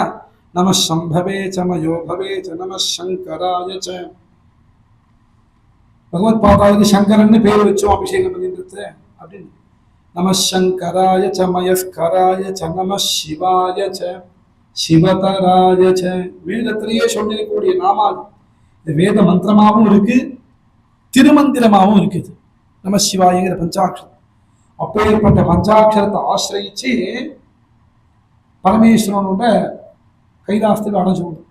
அதுக்காக தான் பெரியவாள் நம்ம பூஜையில ஸ்ரீருத்ர கிருஷ்ணம் திருமந்திரம் இல்லையா இந்த மாதிரி ஸ்லோகங்கள்லாம் ஏற்படுத்தியிருக்காரு. இப்படி பகவானை பூஜை பண்ணி பகவான்கிட்டயே போய் சேர்ந்தவரெல்லாம் நிறையா பேர் உண்டு. அதெல்லாம் பிரத்யேகமா பகவான் என்ன கேட்டாலும் கொடுப்பார் அப்படிங்கிறதுக்கு ஒரு எக்ஸாம்பிளுக்கு ஒரு சரித்திரம் இருக்கு. உபமன்யுன்னு ஒரு குழந்தை, உபமன்யு சரித்திரம் கேட்டிருப்பேன் நிறையா. உபமன்யுன்னு ஒரு பக்தன், சின்ன குழந்தை. அவ அப்பா அம்மா என்ன பண்ணா, ரொம்ப ஏழ்மையான குடும்பம், பிராமண குடும்பம். அவ அப்பா அம்மா என்ன பண்ணினா, ஐயோ குழந்தைக்கு 1 ரூபா அடுத்த போடுறதுக்கு சாப்பாடு இல்லை, குழந்தைக்கு போய் இங்கே தர்மோபநயனம் சமஷ்டியா போய் பூனெல்லாம் போட்டு இதான் பாடசாலையில் போய் சேர்த்துட்டோம்னா 10 குழந்தைக்கு சாப்பாடு கிடைக்கிறது, நம்ம குழந்தைக்கு போய் சாப்பாடு கிடைக்கணும் அப்படின்னு சொல்லி இந்த அம்மா என்ன பண்ண, அங்கே தர்மோபநயத்தை போட்டு அந்த உபமன்யு போய் பாடசாலையில் சேர்த்துட்டா. குருகுலத்தில் ஒரு 100 குழந்தைகள் படிக்கிறது. அந்த சொல்லி கொடுக்கக்கூடிய வாத்தியாரோட குழந்தை அந்த ஸ்கூல்லேயே படிக்கிறான். உடனே அந்த குரு பத்னி என்ன பண்றா, டெய்லி ராத்திரி குழந்தை எல்லாம் தூங்கினதுக்கு அப்புறமா தன்னோட குழந்தைக்கு மாத்திரம் கொண்டு வந்து ஒரு டம்ளர்ல பால் கொடுக்குறா டெய்லியும். இந்த உபமன்யுங்கிறவன் பார்த்துட்டான். பார்த்த உடனே என்ன பண்ணினா, ஐயோ இந்த மாதிரி நமக்கு பால் குடிச்சா தேவையில்லையே அப்படின்னு ஒரு சின்ன கொஞ்சம் பாலுக்காக ஆசைப்பட்டான். ஆசைப்பட்டு அம்மா கிட்ட போய் சொல்றான், அம்மா இந்த மாதிரி எங்க வாத்தியாரத்தை மாமி அவளுக்கு மாத்திரம் பால் கொடுக்குறாமா டம்ளர்ல, நீ எனக்கு பால் கொடுக்கப்படாதான்னு சொன்ன உடனே அவள் என்ன சொல்றா, நான் உனக்கு வெறும் அம்மா அப்பா, சர்வ ஜெகன்மாதா ஜெகத்பிதா பார்வதி பரமேஸ்வரா இருக்கா, அவள்கிட்ட பிரார்த்தனை பண்ணிக்கோ அப்படின்னு உடனே இந்த குழந்தைக்கு பார்வதி பரமேஸ்வரன் காமிச்சு கொடுத்தோடனே பார்வதி பரமேஸ்வரன் மாடு மேல உட்கார்ந்துட்டு இருக்காளா, பார்வதி பரமேஸ்வரனை உட்கார்ந்து தியானம் பண்ண ஆரம்பிச்சுட்டான், ஜபம் பண்ணிட்டு இருக்கான். பார்வதி பரமேஸ்வரன் இருக்கக்கூடிய மாடு கால மாடுன்னு கூட அவனுக்கு தெரியல இல்லையா? அதுவும் ஒரு ரிஷபம் பற்றி பால் கறக்கும்.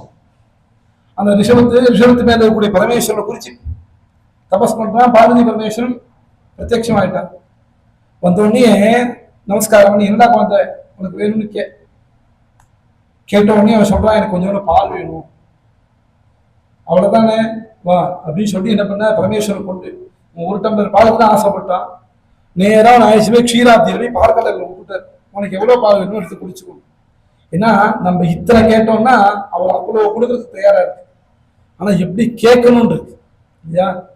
ஒருத்தர்கிட்ட போய் ஒரு ராஜா ஊருக்கெல்லாம் தான தர்மம் பண்ணிட்டு இருக்க, கோடியா பணம் கொடுக்குவார் அப்படின்னா, சார் எனக்கு ஒரு 10 ரூபா கொடுப்பாரா போய் கேட்க முடியும்? கோடி ரூபாய் ஃப்ரீயா கொடுத்துட்டு இருக்காருன்னா 10 ரூபா எனக்கு கொடுப்பாரு சார் கேட்க முடியுமா? அப்போ நம்ம யார்கிட்ட கேட்கணும் அப்படிங்கிற ஒரு இது இருக்கு, யார்கிட்ட என்ன கேட்கணும்னு இருக்கு. இப்ப பரமேஸ்வரன் கேட்கறத எனக்கு 1 கோடி ரூபாய் கொடுன்னு கேட்க வேண்டாம். ஏன்னா வேத மந்திரத்துல எப்படி ருத்ரத்துக்கு நமக்கம்னு சொல்றதோ சமக்க பிரஷ்னம்னு ஒண்ணு இருக்கு. அந்த சமக்க பிரஷ்னத்தை நம்மளோட வாழ்க்கையில நமக்கு வேண்டிய எல்லா வஸ்துவும் கிடைக்கிறதுக்கு உண்டான பிரார்த்தனை தான் அதுல இருக்கு. பூதம் சமே பவிஷ்யஸ்ச மே, நம்ம பூமி பூதம்னா அந்த சராசரம் பிரம்மாண்டம். இந்த பூமியில நம்ம பார்க்கக்கூடிய வஸ்துக்கெல்லாம் பவிஷ்யத்தினா பார்க்கறதுன்னு அர்த்தம். இந்த பூமியில நான் என்னெல்லாம் பார்க்கிறனோ எல்லா பொருளும் எனக்கு கிடைக்கணும்னு பிரார்த்தனை பண்றது இந்த வேதம். இப்ப பரமேஸ்வரன் பிரார்த்தனை பண்றத நான் இந்த பூமியில வாழ்றதுக்கு எனக்கு என்ன சௌக்கியம் தேவைப்படுதோ எல்லாத்தையும் கொடுங்கன்னு பிரார்த்தனை பண்ணுவே தவிர எனக்கு வீடு கொடுங்க, வீடு கட்டுறதுக்கு இடம் கொடுங்க, இடம் கட்டுறதுக்கு செங்கல் வேணும், மணல் வேணும், இப்படி தனித்தனியா ஒருத்தர் கேட்டுட்டு இருப்பாளா? ஆனா வேதத்தெல்லாம் கேட்கறது. வேதம் ஒவ்வொன்றுத்தையும் சொல்லிக்க. அஸ்மாச்சமே மிருத்திகாச்சமே கிரயஸ்சமே பர்வதாஸ்சமே சிகதாஸ்சமே வனஸ்பதயஸ்சமே இரண்யஞ்சமே எல்லாத்தையும் கேட்கறது. எனக்கு தங்கத்தை கொடுன்னு கேட்கறது. தங்கத்தை மாத்திரம் கொடுக்காது, தங்கத்தை அடிக்கிறதுக்கு தனியாக ஒரு சுத்தி இருக்கு. வீடு அடிக்கிற சுத்தியை கொண்டு தங்கத்தை அடிச்சா அது தங்கம் ஆகாது. தங்கத்தை அடிக்கிறதுக்கு தனியாக ஒரு சுத்தி இருக்கு. தங்கம் முடிவு தங்கத்தை ஆபரணமா பண்றதுக்கு உண்டான வசதி வாய்ப்பே எனக்கு கொடுன்னு ஒன்னொன்னுத்தையும் பிரார்த்தனை வேத ரூபமா கேட்கறது. அப்பேற்பட்ட பரமேஸ்வரத்தை கேட்டோம்னு சொன்னா நமக்கு வேண்டிய கூட எல்லாம் வேண்டுவோமோ வேண்டுவாருக்கு வேண்டுவதை ஈவான் கண்டான் இல்லையா? அப்பேற்பட்ட பரமேஸ்வரன் நமக்கு எல்லாத்தையும் கொடுப்பார். அப்பேற்பட்ட பரமேஸ்வரனை குறிச்சு பூஜை. அது மாத்திரமானா கந்த புஷ்பம் தூபம் ததா தீபம் பிரகல்பயேத். புஷ்பத்தினால் அர்ச்சனை பண்ணினோம். புஷ்பத்தினால் அர்ச்சனை பண்ண உடனே அந்த தேவதைகள்லாம் சந்துஷ்டியா இருக்கா. அந்த சந்துஷ்டியா இருக்கக்கூடிய சந்தர்ப்பத்துல தூபம் காமிக்கணும் சுவாமிக்கு இல்லையா? தூபம் காட்டுறதுனால என்னன்னா குடும்பத்துல இருக்கக்கூடிய துக்கங்கள்லாம் நிவர்த்தி ஆகும். பூஜைன்னு அதை சும்மா ஒரு வழிமுறை ஏற்படுத்தல, ஒவ்வொன்றுத்துக்கும் பின்னாடி ஒரு காரியத்தோடு தான் பெரியவாளா ஏற்படுத்திருக்கா. அதுல தூபம் காட்டணும்னா நம்ம குடும்பத்தில் இருக்கக்கூடிய துக்கங்கள்லாம் நிவர்த்தி அடையிருக்கு. தீபம் நல்ல மங்களத்தை கொடுக்கும். இதெல்லாம் கொடுத்து சுவாமிக்கு நிவேத்தியம் பண்ணணும். சுவாமிக்கு நிவேத்தியம்ங்கிறது சமர்ப்பணம் தான். ஏன்னா நம்ம ஏதாவது ஒன்று கொடுத்தாதான் நமக்கு சுவாமி அனுகிரகம் பண்ணுவாங்கன்னு கேட்டா கிடையாது. ஆனா நமக்கு வந்து ஒரு ஒரு கொடுக்கணும்னு என்ன வரணுமோனோ அதுக்காக தான் பகவான் கீதையில சொல்றத பத்திரம் புஷ்பம் பலம் தோயன்னு இல்லையா? பகவான் கீதையை சொல்றத நீ ஏதாவது கொடுத்தாதான் நான் உனக்கு கொடுப்பேன்னு என்ன நினைச்சுக்காது. நான் சங்கல்பம் பண்ணாம உன்னால ஒண்ணுமே கொடுக்க முடியாது. நம்மளால ஒரு சின்ன ஒரு நம்மளோட சுயமா ஒரு புஷ்பத்தை புஷ்டிக்க வைக்க முடியுமா? ஒரு விதை போட்டாதான் புஷ்பம் வரும். விதையை நம்மளால சிருஷ்டி பண்ண முடியுமா? முடியாது. எல்லாமே பகவத் சிருஷ்டி. அதை நம்ம என்ன பண்றோம்? 10 ரூபா விலை கொடுத்து வாங்கி இது நான் வச்ச மரம், இது நான் கட்டின வீடு, நான் கட்டின கோவில், இதுக்கு நான் தான் டொனேட் பண்ணிருக்கேன் பெருசா போர்டு போட்டு பேரை போட்டு எல்லாமே நான் நினைச்சுட்டு இருக்கோம். ஆனா பகவத் சங்கல்பம் இல்லாம எதுவுமே சித்திக்காது. பகவான் என்ன பண்ற, உங்ககிட்ட ஒரு பொருளை வாங்கிக்கிற மாதிரி வாங்கிக்கிறேன். ஏன்னா நீ முதல்ல எனக்கு கொடுக்கணும்ன்ற எண்ணம் உனக்கு வந்ததா 10 பேருக்கு உனக்கு கொடுக்கணும்னு தோணும் இல்லையா? பத்திரம் புஷ்பம் பரம் தோயம். ஏதோ ஒரு இலை, ஏதோ ஒரு புஷ்பம் துளசியை போட்டு மீண்டும் அருக்க துரோண பிரபுதின்னு பரமேஸ்வர பூஜையில அந்த துன்பப்பூன்னு சொல்லுவா இல்லையா? ரொம்ப உத்தமம். அப்பே தீட்சித சுவாமி சொல்ற துன்பப்பூ கொண்டு கூட என்னால் பூஜை பண்ண முடியுது. ஏன்னா இருக்கிறதே சிரமப்படாம பொறிக்கிற பூனா துன்பப்பூ தான். ஏன்னா ரொம்ப குட்டியா கீழே இருக்கும் செடி. ஏன்னா சிவ பூஜை பண்ணணும்னு சொன்னா வில்லம் வச்சு போடணும்னா வில்லம் மரத்து மேல இருக்கு, முள்ளு குத்துறது. சரி நாகலிங்க பூ எடுக்கிறோம்னா பாம்புலாம் சுத்திட்டு இருக்கு, பயமா இருக்கு. இல்ல அதுக்கெல்லாம் பயப்பட மாட்டோம்னா கூட ரொம்ப குட்டியா இருக்கிறவா குள்ளமா இருக்கிறவனால மேல ஏறி பொறிக்க முடியாது. அப்போ நான் எப்படி சிவனை ஆராதனை பண்றதுன்னா அர்க்கத்ரோண பிரபிருதிபின்னு ஒரு சின்ன துன்பப்பூ குள்ளமா இருக்கிறவங்க எடுத்து பிடிச்சிடலாம். அப்பேற்பட்ட புஷ்பத்தை கொண்டு கூட உன்னால சுவாமி பூஜை பண்ண முடியலன்னா நீதான் அவனுக்கு சத்ரு, ஆத்ம துரோகிங்க. உனக்கு இப்பேற்பட்ட வசதி வாய்ப்பை ஏற்படுத்தி கொடுத்து உன்னால பரமேஸ்வரன் ஆராதனை பண்ண முடியலன்னு சொன்னா நீதான் ஆத்ம துரோகி. ஆத்ம துரோகினா யாரு என்ன அப்படின்னா உனக்கு நீயே தான் சத்ரு. பகவான் கீதையிலே சொல்ற உத்தரே ஆத்மனாத்மானம் ஆத்மானம் வசாதயேது. உனக்கு நீயே தான் பந்து, நீயே தான் சத்ரு. நானே தான் பந்துன்னா நான் எப்படி சார் எனக்கு பந்து ஆவேன் அப்படின்னா அது எப்படி நம்ம புரிஞ்சுக்கணும் அப்படின்னு சொன்னா உத்தரே ஆத்மனாத்மானம். இவ்வளவு நாளைக்கு கோவிலுக்கு வந்துட்டு இருக்கோம், இதோ நான் கதாகாட்சேபம் கேட்கணும். திடீர்னு நம்மளே நம்ம மனசுல போரும் இந்த மாதிரி கதையெல்லாம் நிறைய கேட்டாச்சு. இவர் என்ன சொல்றது, இவரோட பெரிய பெரிய மகான்கள்லாம் சொல்லியே கேட்டாச்சு. என்ன புதுசா சொல்ல போறாரா, அவரு அதே அலட்சமாவை தான் அறிக்க போறாரு அப்படின்னு நல்ல காரியத்துல நம்மளும் ஒதுங்கின்றோம். அப்படி சொன்னா நமக்கு நம்மளே தான் சத்ரு. இல்லை இல்லை, 10 பேர் சொன்னாலும் தெரிஞ்ச கதையே நமக்கு தெரிஞ்ச சப்ஜெக்டாவே சொன்னாலும் இன்னைக்கு அவருக்கு அது புதுசா 2 வார்த்தை சொல்றாரா? அவர் இந்த சரித்திரத்தை வேற கோணத்துல சொல்றாரா? இல்லையா? ஒரே சரித்திரம், சிவநாம மகிமைய எவ்வளவு மகான்கள் சொல்லியிருக்காங்க. எல்லாரோட டெஸ்டினேஷனும் சிவனை பூஜை பண்ணணும், சிவனை போய் அடையணும் அப்படிங்கிறது தான் எல்லாரோட குறிக்கோளும். ஆனா போகக்கூடிய வழி நிறைய இருக்கு. பகவான் டைரக்டா யார்ட்டையும் பேச முடியாதுன்னா குரு அமைச்சார் இல்லையா? குரு அமைச்சார், சாதுக்கள் அமைச்சார். ஏன்னா நம்மளால டைரக்டா பகவான் பேச முடியாது. யாரும் பகவான் ஒத்துக்க மாட்டாங்க. இவ்வளவு நாள் பூஜை பண்றோம், திடீர் கிருஷ்ண பிரத்யட்சம் ஆயிட்டார், இங்க இருந்து அவரும் நம்ம கூட உட்காந்துருக்கா வச்சுங்க. நம்ம மனசுல என்ன தோணும்? ஆஹா, நம்ம இவ்வளவு நாள் பூஜை பண்ணி பிரம்மோற்சவம் எல்லாம் பண்ணியிருக்கோம், சுவாமி பிரத்யட்சம் ஆயிட்டார் தோணுமான்னு ஒருத்தருக்கும் தோணாது. என்ன தோணும்னா, யாரோ கிருஷ்ணர் மாதிரி வேஷம் போட்டு வந்திருக்கான், ஒரு 10 ரூபா கொடுத்தா வெளில அனுப்பிடாங்க. ஏன்னா நம்ம புத்தி அப்படிதான் இருக்கு. ஐயோ, நம்ம பண்ண பூஜைக்கு சுவாமி பிரத்யட்சம் ஆயிட்டார் சத்தியமா தோணாது. அப்போ நமக்கு நம்மளே சத்ரு. நம்ம புத்தி நமக்கே பக்குவம் புறத்தியார் கட்டி பக்குவமா புறத்தியார் விஷயத்துல ஆத்ம துரோகி. இத்தனை நாள் கோயிலுக்கு என்னத்தை கண்டேன், இத்தனை நாள் கிருஷ்ண சுவாமி சொல்லுது என்னத்தை கண்டேன் அப்படிங்கிற பார்த்தீங்களா? அப்ப நல்ல விஷயத்துலேருந்து நம்மளே ஒதுங்க ஆரம்பிச்சோம். சாஸ்திரம் சொல்றது நல்ல விஷயத்திலே நீ ஒதுங்கிறது நீ நினைச்சதுக்கே உன்னோட புத்தி பூர்வம்னு. ஆனா சாஸ்திரம் சொல்றது நீ ஒரு பெரிய அதல பாதாளத்தை உலகத்துக்கு உண்டான வழிய நீயாவே தேர்ந்தெடுத்துருக்கிறது. ஏன்னா உன்னோட வாழ்க்கையில ஒவ்வொரு நாளும் எப்படி இருக்குன்னா, கிரகீதேவ கேசேஷு மிருத்யுனா தர்மமாச்சரேத். மிருத்யுங்கிற மரண தேவத்தை ஒவ்வொரு க்ஷணமும் தொடர்ந்து வந்துட்டு இருக்கான். நிழல் மாறி இல்லையா? நிழல் மாதிரி தொடர்ந்து வந்துட்டு இருக்கான் பின்னாடியே. நான் இன்னைக்கு அங்க போறேன் இங்க போறேன்னு ஆத்துக்காரியை சொல்லி குழந்தைய சொல்லிட்டு கூட வராத, நாங்க போறேன்னு சொல்லிட்டு விட்டு போறாங்க. நிழல விட்டுட்டு போக முடியாது யாராலையும். எங்க போனாலும் தொடர்ந்து அந்த மாதிரி மிருத்யு தொடர்ந்து வந்துட்டே இருக்கு. ஏன் அப்படின்னா உன்னோட வாழ்க்கையில ஒவ்வொரு க்ஷணம் மைனஸ் ஆகிட்டே இருக்கு. அப்படி மைனஸா ஆகிட்டே இருக்கக்கூடிய இந்த வாழ்க்கையில நீ எப்படி நினைச்சுக்கணும், கிரகீதீவ கேசேஷு மிருத்யுனா தர்மம் ஆச்சரேத். மிருத்யுங்கிற மரண தெய்வத்தை எல்லாருக்கும் என்ன பண்ணுமா, ஷோல்டர்ல பின்னாடி உட்கார்ந்துட்டு இருக்கான். உட்கார்ந்து சிட்டை பிடிச்சுட்டு இருக்கு. உன்னோட குடுமி என் கையிலங்கிறானே பிடிச்சுட்டு இருக்கு மிருத்யுங்கிற மரண தெய்வத்தை. என்ன இழுக்கணும், அவ்வளவுதான்.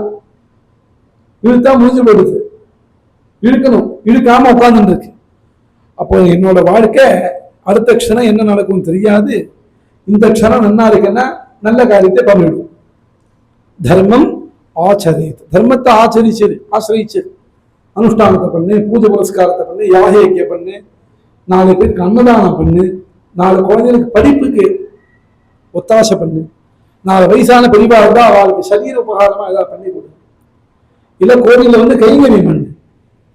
கோவில்ல கைங்கரியம் பண்றதோட பெரிய ஒரு தர்மம் கிடையவே கிடையாது. ஏன்னா கோவில் கைங்கரியத்தை சொல்லும் போது முக்கியமா பிரதானமா காரியம் கோவிலை கூட்டி பெருக்கிற பாருங்க. அதான் முக்கியமான உத்தமமான தர்மம். உழவார பணின்னு சொல்லிட்டு சிவாலயங்கள்லாம் நடக்கும்.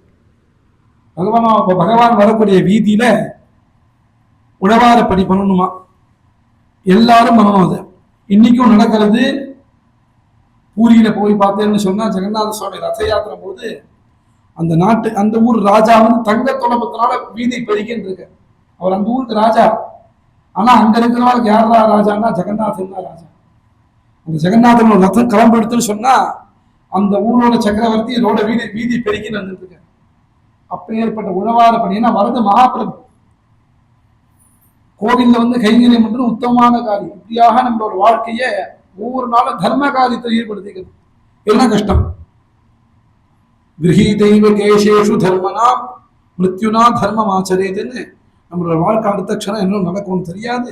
அப்ப இருக்கக்கூடிய க்ஷணத்துல நீ நல்லதை ஆக்கிக்கணும். ஆக்கின்றாதான் உத்தரேர் ஆத்மனாத்மானம் ஆத்மானம் அவசாதியே ஆத்மைவ ஆத்மனோ பந்து ஆத்மைவ ரிகுராத்மனா. உன்னோட வாழ்க்கைய ஒரு தங்கத்தை உரசறதுக்கு ஒரு உராங்கல் வச்சிருப்பான். நார்மலா எல்லா கண்டு உரசுற மாதிரி உரச மாட்டான். கடையில பார்த்தீங்கன்னா அந்த மாதிரி நீ உன்னோட வாழ்க்கையை ஒவ்வொரு நாளும் உரசி பார்த்துக்கும். எப்படின்னா இன்னைக்கு நம்ம காத்தால எழுந்தோம், இன்னைக்கு நம்ம சொன்ன மாதிரி பூஜை புரஸ்காரங்கள்லாம் பண்ணிடுவோமா? இன்னைக்கு சொன்ன மாதிரி நமக்கு தேவதையெல்லாம் பெரியவாள்லாம் சொல்லி கொடுத்த மாதிரி நம்ம நடந்துட்டோமா? நம்மளோட பூஜை புரஸ்காரங்கள்லாம் கரெக்டாக இருந்தா இன்னைக்கு நம்ம என்ன தப்பு பண்ணணும், என்ன சரி பண்ணணுங்கிறத அன்றாட வாழ்க்கையை நீயே உனக்கு ஒரு சிந்திச்சு பார்க்கணும். 23 மணி நேரம் ஏதோ ஒரு விஷயத்த ஒழிஞ்சு போடுறது. ஒரு 1/4 மணி நேரம் நமக்குன்னு ஒதுக்கிண்டு வாயை கொண்டு பகவான் நாமா சொல்லும். நீ நன்னா இருக்கணும் நீயே நினைக்கிறதா போத்தியார் அப்படி நினைப்ப. சில விஷயங்கள்லாம் அவாவுக்கு அவாவா தான் பண்ணணும். இப்போ குழந்தைகளுக்குன்னா குழந்தைகளுக்கு அப்பா அம்மா படிப்பு சொல்லி தரணும், அவளுக்கு ஏதோ 10 ரூபா சேர்த்து வைக்கணும், இதெல்லாம் குழந்தைகளுக்கு பண்ண வேண்டியது. ஆனா குழந்தைகளுக்கு பசிக்கிறதுன்னா அப்பா அம்மா சாப்பாடு போடலாம், சாப்பிட்றது குழந்தைகளுக்குன்னு. அவள் சாப்பிட்டாதான் நம்ம வயிறு ரொம்பும். இப்போ நம்ம நன்னா இருக்கும்னு சொன்னா நம்ம சாப்பிட்டாதான் நம்ம வயிறு ரொம்பும். நம்ம தூங்கினாதான் நம்ம உடம்பு தேகம் ஆரோக்கியமா இருக்கும். அந்த மாதிரி நம்ம நன்னா இருக்கணும்னா சில காலத்தில் நம்ம செஞ்சுதான் ஆகணும். அது நித்திய பூஜைகள், ஜபங்கள், ஹோமங்கள், தேவதா ஆலய தரிசனங்கள், தேவதா ஆலயத்துல போய் பலருடைய கைங்கரியங்கள், இதெல்லாம் ரொம்ப உத்தமமா சொல்லப்பட்டிருக்கு. இதுக்கு பெரிய பெரிய பலன்லாம் சொல்லப்பட்டிருக்கு. கோவிலில் சுவாமி புறப்பாடு இப்போ கூட ஆச்சு இல்லையா? இன்னைக்கெல்லாம் இந்த மாட்டு வண்டி இந்த மாதிரி வண்டியெல்லாம் வச்சு இழுத்துட்டு போறா. சுவாமி ஏழை பண்ணிட்டு போவான் தோல்ல. சுவாமியை தோல்ல ஏழை பண்ணிடணும்னு சொன்னா நமக்கு வாழ்க்கையில வரக்கூடிய பெரிய பெரிய கஷ்டத்திலேருந்து விமோச்சனம். ஒரு சுவாமி கோவில்ல போய் ஏழை பண்ணிடணும், ஒரு தடவை ஏழை பண்ணிடணும்னா பெரிய பெரிய கஷ்டத்திலேருந்து வரக்கூடிய கஷ்டங்கள்லாம் கண்ணுக்கு தெரியாம தெரியாம போயிடுமா. ஏன்னா சாதுக்களுக்கும் அசத்துக்கும் என்ன வித்தியாசம் அப்படின்னா, பகவான் எல்லாரையும் ஒரே கண்ணோட்டத்தை தான் பார்ப்பார். ஏன்னா சாதுக்களுக்கு ஏன்னா பூமியில பிறக்கும் போதே எல்லாருக்கும் தலையில எழுதியாச்சு, ஜந்து எல்லாருக்கும் எழுதியாச்சு இல்லையா? நீ புண்ணியம் பண்ணியிருக்க, பாபம் பண்ணியிருக்க, என்னெல்லாம் அனுபவிக்கணுமோ எல்லாத்தையும் அனுபவிக்கணும்னு எழுதியாச்சு.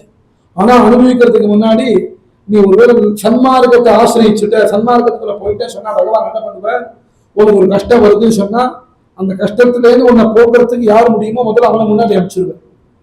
சாதுக்களுக்கும் பாபிகளுக்கும் வித்தியாசம் என்னன்னா, சாதுவா இருக்கான்னா அவன் கஷ்டம் வரும், அவனுக்கும் கஷ்டம் வரும். ஏன்னா அவன் கஷ்டம் பண்றதுக்கும் நான் எல்லாம் பண்ணியிருக்கானே. யாரும் போயிட்டு பகவான் போய் நாளை கத்தலை வயிற்று வலிக்கணும், தலையை வலிக்கணும் யாரும் வேண்டிக்கிறது இல்லை.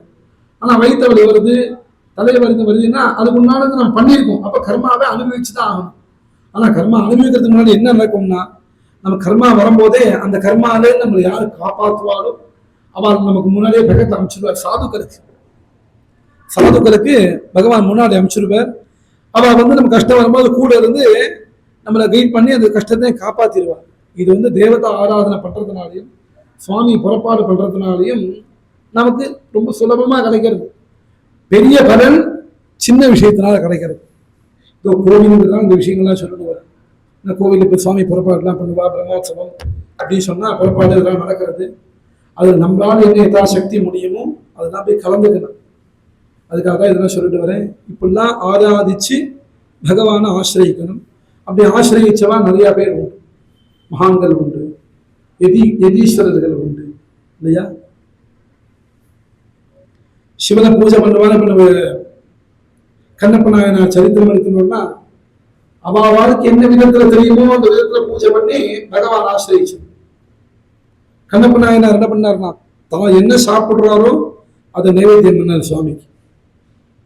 மாம்சத்தை சாப்பிட்டாருன்னா மாம்சத்தை கொண்டு நைவேத்தியம் பண்ணார். தனக்கு தெரிஞ்ச விதத்துல பூஜை பண்ணார். நைவேத்தியம் அப்படின்னு சொல்லிட்டு வரும், தூபம் தீபத்தை பத்தி சொல்றோம், நைவேத்தியத்தை பத்தி சொல்லிட்டு வரும். சுவாமிக்கு நைவேத்தியம் பண்ணாம நம்ம சாப்பிட்டோம்னு சொன்னா அது எப்படின்னா புழுவை சாப்பிட்றதுக்கு சமமா. பகவானுக்கு சுவாமிக்கு நைவேத்தியம் பண்ணாதிக்கு நைவேத்தியம் பண்ணா மாத்திரம் இல்லை, யாராவதுக்கு அன்னதானம் பண்ணணும். இது எல்லாருக்கும் உள்ள தர்மம். எல்லாரும் நித்தியம் அன்னதானம் பண்ணணும். அந்த காலத்துல என்ன பண்ணுவா அப்படின்னா, ஆத்துல சமையல் பண்ணிட்டான்னு சொன்னா சாப்பிட்றதுக்கு முன்னாடி 10 நிமிஷம் யாராவது வாசல்ல வீதியில பாப்பா. இன்னைக்கெல்லாம் ஃபிளாட்டு ஏற்று வீட்டில் இருக்காலும் தெரிய மாட்டேங்குது, கதவு மூடி இருக்கு இல்லையா? எழுத்தாத்த இருக்காங்க, பக்கத்தாத்த இருக்காங்க, தெரிய மாட்டேங்குது. எல்லா வீட்லையும் கதவு மூடி இருக்கு. அவ இருக்காதானே தெரிய மாட்டேங்கிறது. நிறைய பேருக்கு போய் 4 நாள் கழிச்சு தான் விஷயமே வருது. அந்த மாதிரி கட்டமா போயிடுது. ஆனா சாஸ்திரம் என்ன சொல்றது, நீ டெய்லி சமையல் பண்ணி சாப்பிட்றதுக்கு முன்னாடி யாராவது ஒரு அதிதிக்கு போய் சாப்பாடு போட்டு, அந்த காலத்துல பாத்தீங்கன்னா வாசல்ல பாத்தீங்கன்னா யாராவது சாதுக்கள் போவா, அவரை கூப்பிட்டு சாப்பாடு போடுவா. இந்த சாப்பாடு போடுறதுக்கு ஜாதி மதம் கிடையாது, அது முக்கியமா தெரிஞ்சுக்கணும். அன்னசிய க்ஷுதிதம் பாத்திரம்னு சொல்லி ஒருத்தருக்கு சாப்பாடு போடணும்னா அன்னதானத்துக்கு மாத்திரம் ஜாதி மதம் குலம் கோத்திரம் எதுவுமே கேட்க கூடாது. எனக்கு பசிக்கிறதுக்காக சொன்னா உடனே சாப்பாடு போட்டணும். அந்த அன்னதானத்துக்கு மாத்திரம்தான் அந்த விசேஷம். மற்ற தானம் பண்ணணும்னா அந்த தானத்துக்கு எலிஜிபிலிட்டி இருக்கு. ஒரு கோதானம் பண்ணணும், ஒரு பூமி தானம் பண்ணணும், இல்லை ஒரு கன்னிகாதானம் பண்ணணும். ஒரு பொண்ணை கல்யாணம் பண்ணி கொடுக்குறோம்னா அந்த பொண்ணு சின்ன குழந்தையா இருக்கா, பையனும் சின்ன பையனா இருக்கும். 80 வயசு தாத்தா எப்படி சின்ன குழந்தை கல்யாணம் பண்ணி கொடுக்க முடியுமா? அப்போ ஒவ்வொரு தானத்துக்கு ஒரு எலிஜிபிலிட்டி தேவைப்படுறது. ஆனா அன்னதானத்துக்கு அது கிடையாது. அன்னதானத்துக்கு என்னன்னா யாரு பசிக்கிறதுன்னு கேட்கிறானோ உடனே போட்டுக்கணும். சுவாமிக்கு நைவேத்தியம் பண்ணணும். நைவேத்தியம் பண்ணிட்டு யாராவது அதிதிக்கு போஜனம் சாப்பாடு போட்டு வைக்கணும். அதிதிக்கு சாப்பாடு போட்டு, இப்ப இந்த காலத்துல அதிதி கிடைக்க மாட்டேங்கிறா சார் அப்படின்னா அதுக்குதான் பெரியவாத ஏற்படுத்தினா காக்காய்க்காய் சாதம் போட்டு சாப்பிடும். ஏன்னா தான் சமைக்கிறத தானே சாப்பிடக்கூடாது. தான் சமைச்சு தானே சாப்பிடக்கூடாது, அதுவும் தோஷம். அதனாலதான் ஒரு அதிதிக்கு சாப்பாடு போடுங்கிறா. அதிதி கிடைக்கலன்னா என்ன பண்றது? சரி, வாசல்ல போய் நிக்கிறோம், சமையல் பண்ணியாச்சு, 11 மணி ஆயிடுத்து, சாப்பிடலாம், ஒரு 5 நிமிஷம் வாசல்ல போய் பார்ப்போம் யாராவது வராங்கன்னா எவ்வளவு நாள் நின்றுட்டே இருக்கிறது? சாஸ்திரம் அதுவும் சொல்றது 6 நிமிஷ காலம் நிக்கணும். அது என்ன 6 நிமிஷ காலம் அப்படின்னா, ஒரு பசுமாடு கிட்ட பால் கறக்கக்கூடிய நேரம் வாசல்ல வெயிட் பண்ணணும். யாராவது வராளா, பசிக்கிறது கேட்கறாளா அப்படின்னு பார்க்கணும்.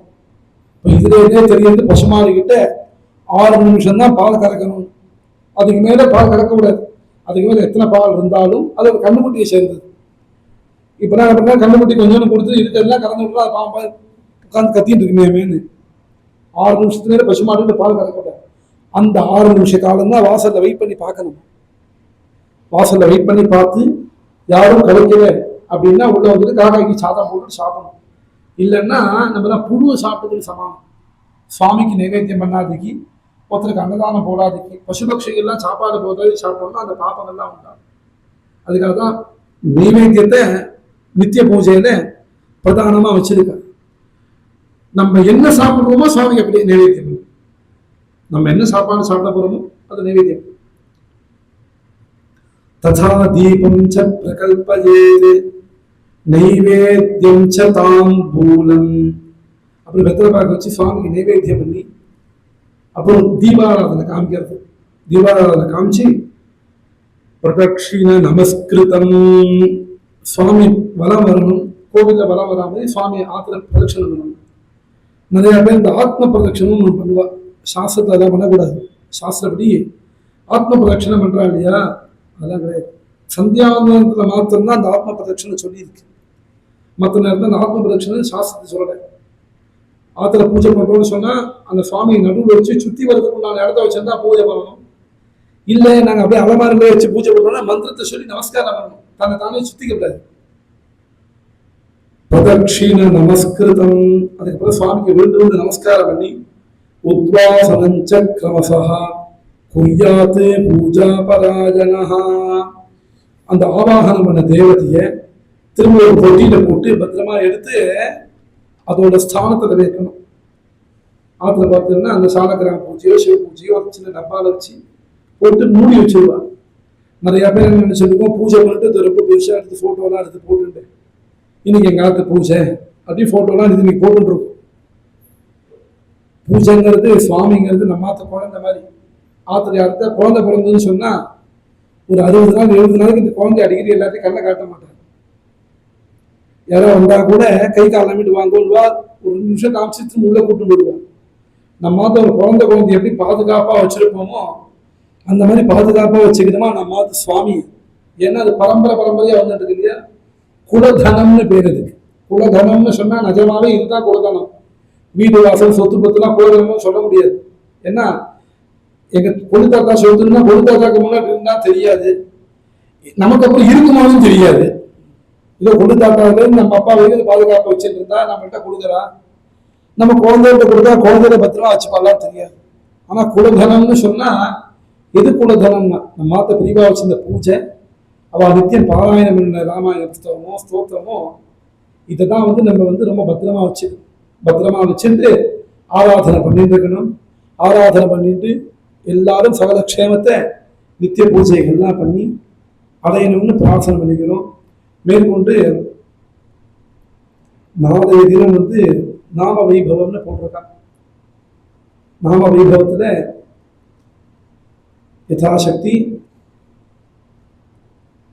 அஜாமில சரித்திரம், அஜாமில உபாக்கியானம் யதாசக்தி அனுபவிக்கிறதுக்கு உண்டான பாக்கியத்தை சுவாமி கொடுக்கணும்னு சொல்லி இன்றைய தினம் பிரதோஷம் மகா புண்ணிய காலம் செவ்வாய்க்கிழமை வேற எல்லாருக்கும் சர்வேஸ்வரன் எல்லா கிருபையும் கொடுத்து அனுகிரகம் சொல்லி பிரார்த்தனை பண்ணிட்டு பூர்த்தி பண்ணிக்கிறோம்.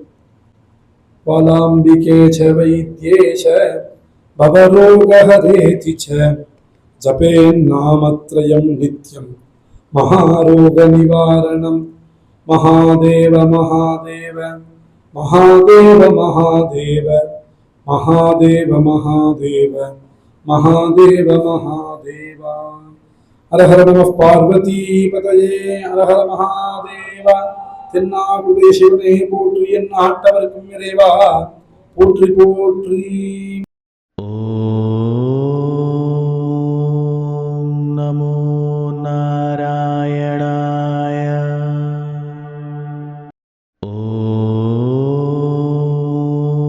ஓம் நமோ நாராயணாய. ॐ नमो भगवते रुद्राय